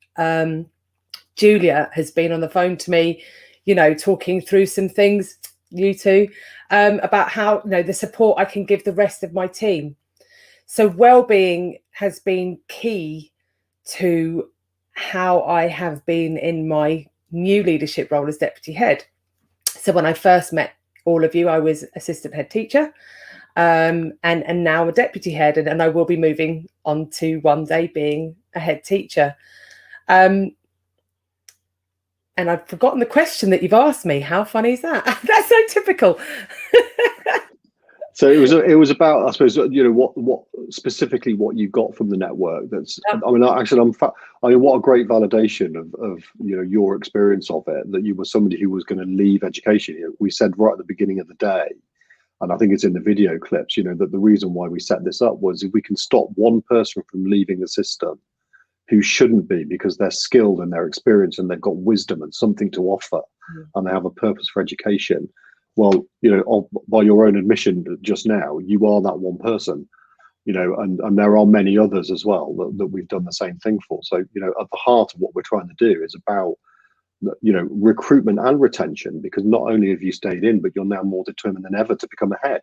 Absolutely. And that's what we need in the system. So, what is it about your experience that, sort of specifically, what was it that you found in Heads Up for Head Teachers and the individual calls with people that sort of helped to do that? So when you're in a place where your well-being isn't great, you think you're alone And a lot of people say, you know, headship and senior leadership is the only place to be. You read it in articles, you hear it on podcasts, you hear head teachers talking at parties, go, yeah, you know, it's quite a lonely place. But actually, when I joined the network, at the point where I joined, yes, it felt lonely. And then suddenly I find these values-led leaders, these people who are authentic, who love their staff, the children, who care about the well-being of everyone in their school, their community. And suddenly you think, I'm not the only person. And I don't think there's been a Saturday yet that I have attended where we haven't cried together, we haven't laughed together, lifted each other up. And that sharing of experiences, that sharing of, you know, when you're not feeling okay, is really, really, well, it's the kind of rock to help you feel better. So I might wake up on a Saturday and go, oh, I don't know if I can be bothered to get onto the network today. I'm not feeling great today. And I'll get on there. I'll spend an hour with some wonderful people and come away and I've got a bounce in my step again. And so that's what Heads Up does for me. And the network itself is really, really powerful. And what I would love to see, because I'm in a really strong position now, I'm a deputy head. And when I'm a head teacher, I already have a massive network behind me that are going to be pushing me forward, that are going to be supporting me. I know I can make a phone call if I'm not too sure about something, or in a moment of that moment, the momentary crisis where you go, oh my God, I don't know what I'm doing. I can pick up the phone to anybody. I've got 15 people around me that I can pick up the phone to and say, I'm stuck here. What do I do? Can I have some advice? This is what I'm thinking. What are your thoughts? So that support network is really important. And I love what Patrick was talking about, you know, having that high level of support. And I suppose it's not saying if you're high support and no challenge, you're high support and high challenge all of the time, you know, and being authentic through that high challenge and high support is crucial in your staff seeing how you are. I know that I've been really truthful with my teams, and I've said, you know, I haven't always been okay. And when I'm having those moments of, oh, I'm not sure if I'm okay, I say, I'm not too sure if I'm okay at this moment. And they go, yeah, you are. Do you know this? And I think, oh, this is great. We all support each other. And being true to yourself is what leads me to be the leader I want to be, not the leader I think I should be. That's something that Patrick taught me. What is the leader what type of leader do you want to be? That's the leader you need to strive for, not the leader you think you should be. And in that, I'm much happier. Yeah. And that's, Zena, thank you for that. And it's really a great validation, but, you know, also really powerful, I think, for people who are listening. Because I think one of the things, and Patrick, you touched on this, is actually we talk about isolation and the isolation of being a leader all of the time. But the bit that's slightly uncomfortable, and I'll reflect on this in my own headship, is actually how much of that isolation came from me. How much of that came from me because I didn't want to reach out and get support from other people. Now that's a cultural thing in our system. You know, we're sort of, it feels like we compete with each other. Schools next to each other compete with each other, and you know, we've got this competitive nature. And so for people listening, I suppose that, you know, the one thing I would say that, you know, I think we are all proud of it in terms of the Heads Up for Head Teachers Network is that, you know, everything that you've just spoken about, Zena, didn't cost you a penny. Because actually, as we talked about on the previous call, you know, we are better when we're connected together. And so, you know, Heads Up for Teachers is very much a peer network. It's a peer collective. It's a collective endeavor in that regard. And, you know, I suppose if I was going to project forward in terms of what I'd like to see in the system, and it doesn't have to be us that do it, it could be a collective of people who do it or somebody else does it. But is that notion that actually there is something for the 24,000 head teachers who exist in this country, and the deputy head teachers and the assistant head teachers, that there is that network of support that exists for them. And they might want specific coaching, and that might cost them some money. But if they want just peer support, actually, as you say, Patrick, in volunteering and giving of ourselves for each other without any cost, we can actually structure this ourselves. We can do this by ourselves, for each other. And that, you know, that's very much, I think, Zena, been your experience. Julia, if I come to you, you know, you've had, you know, like many people in the network, you've had an interesting journey through educational leadership. And well-being has become sort of really sort of fundamental, I think, for you, about how you sort of reframe problems, how you sort of build your own resilience, strength, positivity towards leadership. So perhaps you want to share a little bit about your, the specifics of well-being for you and your experience of HeadsUp for Teachers. Of course, James. Yeah. And what struck me today was that statement that I asked about what is the magic that you're creating, and I think that's something that I take through virtually every experience to think, what is it I'm trying to create? What is my sense of purpose? But as you say, I've had quite a colourful journey of leadership, if you like, over a great many years. And actually, the big thing is about achieving some sense of balance, and it's not always easy to do, Patrick, and the image of the frog really resonated with me. So when I was asked to speak, I kind of did a bit of delving about wellbeing and thought, what does it actually mean to me? And I actually found a head teacher wellbeing wheel, which is not that different to what we've all spoken about today. It's Essex head teacher wellbeing wheel, which varies a little bit from the children's one, which actually surprised me, because I always think in terms of layers. But it came up with these key principles, that idea of connection, reflection, giving, learning, and being active. And we've all talked about that all day today. And linked into that is how I make sense of everything through story. And I did pull out some books today, James. You won't be surprised. One's not on the list that I sent through, though, because this week I was reading Michelle Obama's book about belonging. And I think that's what's connected with me in terms of Heads Up. That sheer sense of belonging, whether it's your first meeting or you come every time, that we come up, we show in the room and we share our stories, however vulnerable we feel. And we've talked a lot about how vulnerability is more or less a superpower. And that's kind of how I reflect a lot of the time. Being able to admit you're feeling vulnerable can be quite a tricky place to be. But actually, it's the start of the next chapter in your story. And Michelle Obama talks about, there's a quote for them, and she's talking about children who wake up each day believing in the goodness of things. She says, for them, we need to remain both tough and hopeful. And to me, that's a sense of well-being. There are times we need to be tough, but there are times we need to find that hope, to acknowledge there's more growing to be done. So it's a continual learning journey. And I picked out some books just to illustrate that, so I'm going to take you through them. They're children's books, but I thought at the end of the day it might be something nice to take away. So the first one's a new one to me, and it's called The Robot and the Bluebird, but it's all about that connection. It's all about the things we find in Heads Up, the sense of purpose, building relationships, the support and the community of trust that lies behind it, and we feel held when we need it, championed when we celebrate. And that came out right from the word go this morning, so that book really resonates with me. But then, as we always kind of know, there are times as a head, we have times when we've got a problem. What do we do with a problem? Kobe Abendar, this is one I often bring up. But thinking about reframing it, facing it, seeing the optimism in it and finding the hope, and building the resilience and the capacity to go ahead and carry on. And embedding all of that is that honesty and that ability to be vulnerable in a group. And that's what Heads Up really gives to all of us, and that I've really valued over the time. The next one, there's not too many. This one's relatively new to me as well, Hold On to Your Music. And what this kind of linked with what Patrick was talking about giving, and the fact that being empathetic and compassionate and coming off your mountain to climb somebody else's with them for a while gives you so much yourself, that you learn so much from it.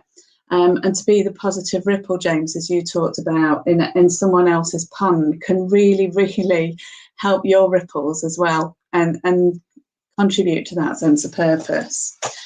So then here we are, Oliver Jeffers, here we are. That idea of learning and inspiring across our communities, across our world, the idea of professional conversation and connectivity, and interacting with a diverse range of ideas to prompt you, to make you think. And we've seen so much of that this morning. Karen Edge just absolutely blew my mind today. So it's and all our Heads Up sessions on the Big Hopes, it's just brings a fresh perspective to you at times, and enriches and nourishes the way you're feeling at times when you might need it most.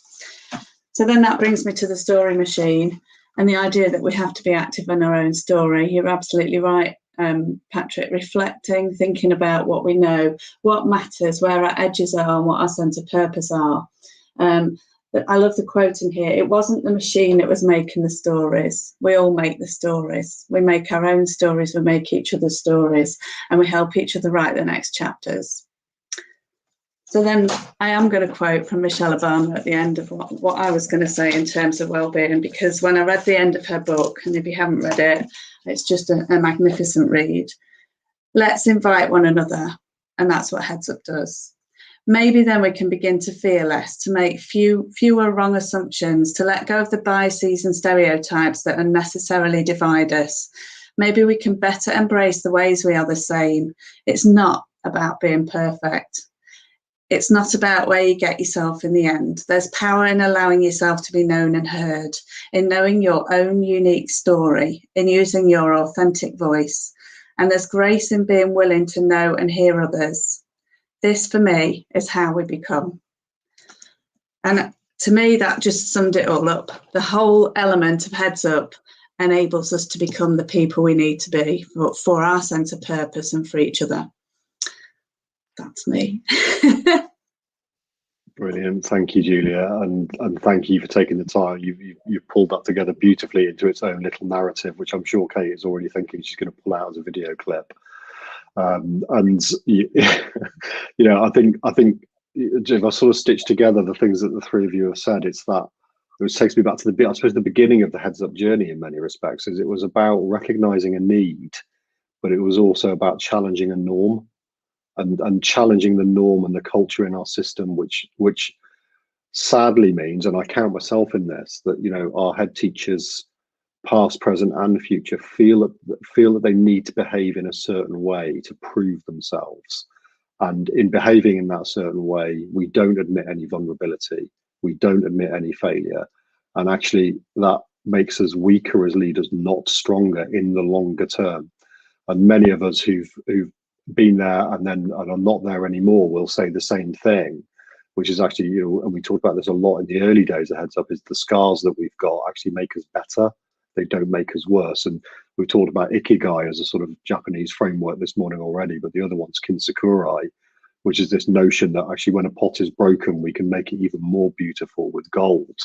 You know, I suppose that's really at the heart of what we're doing Heads Up. But to stress, that's not all that we do. It's not all about repair, and neither should it be. So coming back to Patrick's point, it's about making sure that people are prepared for, you know, when they are the frog and the water is getting hotter and hotter, people have got the tools in the toolkit to deal with it and to recognize it so that it doesn't become the problem. And I think that's part of the thing that I would like us to challenge, I think, as a network and as a system, as a collaboration of leaders, to challenge this notion that it has to be positional one or the other. Well-being is not about just repair. It's about maintenance and maintaining healthy levels of well-being and, you know, keeping anxiety and stress lower. And that feels like it's a really significant shift for us as a network. Kate, I'm going to come to you because, you know, ultimately you sort of stepped into the network in more than one way last September. You know, in becoming part of the network, but then also very quickly becoming a sort of significant leader within the network and really taking on. So, you know, if head teacher well-being, we're going to break it down, you know, into 3 or 4 steps that we do. You know, we've heard about sort of different models and wheels of well-being and Patrick's take on it, and Mark talked earlier about, you know, there's lots of evidence and research, but what is it about the Heads Up sessions? What is it specifically that we do that you would want to pull out and highlight as important, not for people to join the Heads Up network and partake in them, but things that they can do on their own at home if they're listening to this? You know, what well-being should people be looking out for? The essence of what works well at Heads Up is the connection. And if you look at the themes that have come out of all the sessions today, you're talking about connection, you're talking about joy, you're talking about vulnerability, and you're talking about courage. And so what Heads Up does is provide that space for those things to take place. There are so many strategies, aren't there, for well-being. and we can talk about them. We do talk about the different strategies that work for different people. So I think in sharing the things that work for ourselves, sometimes we inspire people to try new things. But let's think about what you said, James, which was actually how much of ourselves are we holding back? Like you nearly said self-isolation. You nearly said that, didn't you? Yeah, but I think a lot of people are emotionally self-isolating through fear of talking about finding things difficult, fear of being held to account for saying that they are finding things difficult. But the problem is the people that are reaching out and saying, this isn't right, I feel uncomfortable with this, it's making me feel like this, are then held to account for feeling like that. And those are the ones, those are the values-based leaders, the authentic leaders that want to challenge the system and be a bit of a rebel and do things differently and do things how they should be done. And then they're really, really worried about who they're talking to. You can't talk to your chair of governors about that. You don't talk about it in partnership meetings because you're all wearing the cloak and competing with each other, perhaps, if, you know, not always the case, but that is the case for many. You know, it's really hard for people to talk about the things that can improve their well-being through the fear of being held to account.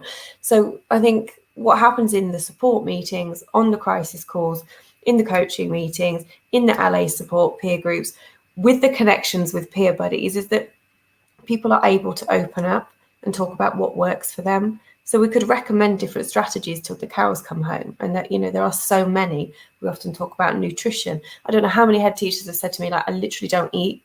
I get in the morning, maybe I forgot to have breakfast. I was one of those. I would eat maybe half a bag of Jaffa cakes all day and, you know, think I was winning because I was so busy. I never sat down, didn't have time to sit in my office, didn't have time to sit in the staff room. I wasn't even eating. You know, you've got to go back to the basics. And I talk to some head teachers who are in a real crisis. You know, you have to bring things right back to basics. Sometimes we just talk about grounding ourselves. Sometimes we talk about taking a deep breath, you know, at the very basics. And then, you know, you can build it up in that pyramid and think about the things that bring you joy. So often that is part of the well-being. What is it that you enjoy? Well, how often are you doing that? Never? Well, let's talk about how we're going to help you fit that in then, you know. And there's something about sharing. In the meetings, you see people talking, you see people's shoulders going down because they're releasing something, you know, they're talking about the job. And also like the joy that it brings when you talk about all the good stuff as well, that's part of it. Don't keep it in, like think to notice it, as we talked about earlier, and share it with people. Yeah, it's really, really simple, but it's really, really powerful. There's something in that connection and in that sharing, I think, that we provide in the different ways, the different avenues that HeadsUp provide it. Thanks, Kate. And that sort of, in many respects, that sort of loops me, Patrick, back to you and that statement. You know, self-care is selfish, and actually, no, it's not. Actually, almost the opposite. To not do self-care is selfish, because ultimately you will not be able to be the leader that you set out to be.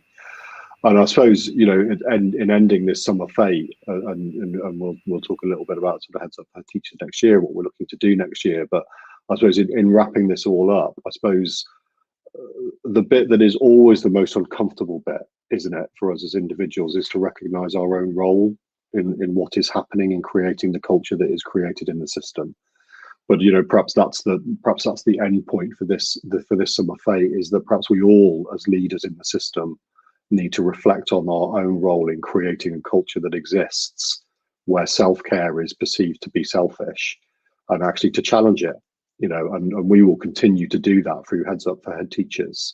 But we all need to challenge that, and we need to challenge the machismo and the superhero nature, and you know, some of the modeling and the role modeling that happens on Twitter, which can be quite toxic, around, you know, I work longer hours than you.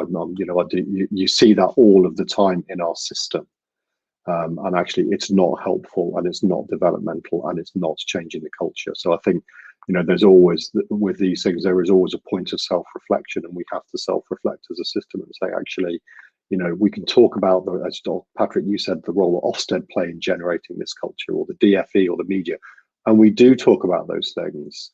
But we also have to accept responsibility for our own part in it, in our own part in perpetuating it.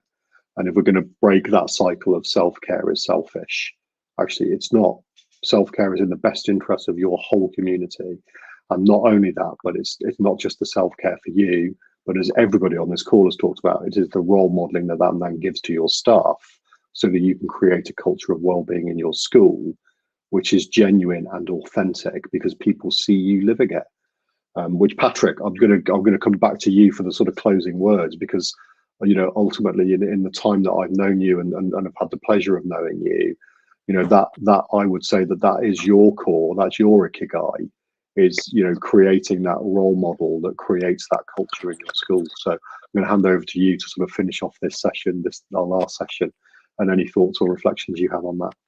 Well, that point again there is absolutely right. Self-care is not selfish, and that's the hashtag I use quite often within that. And that quote I use on the first day of my school is this idea of look after yourself first before helping others, so we make the biggest possible difference. And in my schools, it's with this work I do with colleagues, it's I encourage, I engage, I empower everybody or set circumstances so people can see, own and solve their own well-being reality and do something about it to become well-being supermodels. And I think, as tongue-in-cheek as that sounds again, I think we are within school, the behaviours we say might happen, but the behaviours we do and model are more likely to stick. And I think that's part of the thing as well in terms of creating that culture, all the way through from the trainees, from our initial teacher trainees, all the way through getting them to build sustainable careers and actually solve the issue at source. I had a conversation with ITT the other day. 37 years ago I started mine, and he asked me what piece of advice I'm going to give him for his career, and I gave him that advice: build your career on this one phrase, because it's what will sustain you and feed you all the way through. Brilliant. Thank you, Patrick. And that's that we're coming towards the end of this session. So before I talk a little bit about Heads Up for Head Teachers next year and what you can get involved in if you want to, just a big thank you, Patrick, to you, Zena, to you, Julia, to you, and Kate, to you as ever, for contributing to this session. Hopefully that's sort of useful bits and nuggets of advice for people who are listening in. We do, I'm just to recap a little bit really, I suppose, what Heads Up for Head Teachers now does, and to invite people to get involved and to engage in the network. But I'll sort of start with the basic premise is that we're driving to put support in place for head teachers and school leaders more broadly. We operate for head teachers past, present, and future. Our belief and our basic premise is if we get the head right, then everything else will fall into place in terms of school improvement and education and well-being structures within schools. That's basically what drives us forward. Our national offer breaks down into broadly the following. And that is Wednesday evening support sessions, peer support sessions that you've heard people talking about all morning. We also have one on a Saturday morning. We have plenty of capacity and capability to extend those and expand them into more sessions if people want to if more people join the network, that's more than possible. We have about 650 active members and about 3,800 passive ones. You are more than welcome to join the network if you want to. Also in the national offer, we do one-to-one coaching and crisis coaching. If you are really struggling, the last thing we want you to do is to be struggling alone. So please do get in touch with us. Somebody in the network will have a conversation with you and will coach you through that situation. And we also then have our buddying system. So we will pair you up with other people in the network, and so that you can start to build and create your own connections, which become part of the greater whole. So that's the national offer. Everybody that you've heard speak this morning, Heads Up for Head Teachers is it's a campaign and it's a network. It doesn't make any money. It doesn't charge anything for all of that national offer. Everybody that you've heard gives of their time for free. We all take the approach that Patrick's outlined about actually in volunteering and helping other people. Actually, that is beneficial to our own well-being. So that's what we do, and that's how we do it. We do, however, if you are operating, we increasingly now work in local authority regions. So if you're in a local authority area and you would like us to come and help you set up sustainable support in your local authority region, we do that as well. Again, we're not interested in making any money out of that. We do have to charge for it to cover our costs, but we come in and we deliver a 6-week program, and then we will help you set up your own Heads Up for Head Teachers network in your own regional area that you can sustain for yourself in perpetuity forever and just keep going with it. And you're welcome to join the national network as well. Really excited. Adrian in the last session called, we've toyed with the idea for a long time. We've always described ourselves as being for head teachers past, present and future. Zena is a great example of the future. I have somebody who was an assistant head, is now a deputy head and is determined to get headship. But we are now going to set up for September a bespoke network for deputy head teachers and assistant head teachers, which will follow many of the very same principles that have tied the Heads network together. So we're delighted to be launching that in September. And of course, it would be remiss of me not to be a big shout out to all of our partners who support the work that we do. And they support in a number of different ways, but to the NGA and ASCL and the NAHT and Diverse Ed and Women Ed and all of those other networks and Big Change, and I'm bound to have forgotten somebody along the way, but we're really grateful that we're very much supported by and appreciated by lots of other networks as well. That helps us to do what we do. We're really excited. We are hopeful and fingers crossed that we'll be able to work with the DFE next year in extending the network nationally to support more head teachers, but we'll see how that goes. It's we've been the DFE we've worked with for a long time now in terms of trying to campaign for system-wide support for head teachers across the country, so it becomes embedded rather than bolted on, and it becomes part of the job rather than optional, which is I suppose that's our vision and that's our goal at the end of the day, that this becomes the norm rather than something which is an optional extra. So that's Heads Up for Head Teachers. I hope this morning has been useful for those of you that are in the network. It's just been an opportunity to revisit all of the things that we've done over the course of the last 12 months. For those of you that are new to the network or weren't aware of us, I hope that's been a useful sort of overview of what we do and a celebration of everything that we do. I do want to finish on that celebratory note. It's an endless source of amazement to me, to be quite honest, that Heads Up for Head Teachers is what it is. That's mostly down to the amazing people in the network, but down to Kate and her leadership of it and her project management of it. So I want to finish off with that message really of celebration of, I can see Heads Up for Head Teachers growing from strength to strength in the years to come, which is brilliant. And then the last thing I think what I want to do is, and I try to do this in all of the sort of work that I do and the presentations that I give to leaders across the network, is just a huge thank you to all of you who have stuck with it through this most challenging of times. And I often think, we talk about celebration in the Heads Up for Head Teachers network all of the time. Part of the thing that I think is missing is we just don't celebrate it enough. And we certainly don't thank people enough and show gratitude. But if I look back over the last 18 months and I look back on the work that teachers and support staff and leaders and head teachers and governors and people have done in their communities to support their communities through the most challenging of times, it really is just quite incredible. So hopefully it is received authentically, but it's just a huge thank you from the Heads Up Head Teachers Network for everything that everybody does and has done in this most challenging year as we approach the end of it, to ensure that young people get the best that they can possibly get out of the situation that they're in. So I hope you enjoy the rest of your weekend. I hope the sun's shining where you are. I'm gonna put a date in your diary right now. Okay, so the equivalent weekend next year. Okay, so the same weekend, I don't know what the date of it will be, but we will put it out there. We will have a proper summer fete. Kate and I have spoken about this week. That was our intention this year. We're not having a conference. We're not calling it a conference. We're calling it a summer fete. There will be a marquee. There will be straw bales and hay bales to sit on. There'll be cold cups of Pims. There'll be coconut shies. And there'll be sessions like this where we talk about headship, and it's brilliant, and it celebrates it, and talk about the support that we can put in place. So I hope you'll be able to join us in a year's time in a field somewhere in the Cotswolds, probably, and come along and join us, and we can actually come together in the real world in our network as well as in the virtual space as well. So something to look forward to for 12 months hence. Enjoy the rest of your weekend in whatever it is that you're doing. I hope if you're watching the football later on, fingers crossed. But have a great weekend, everybody, and thank you to everybody who's contributed this morning.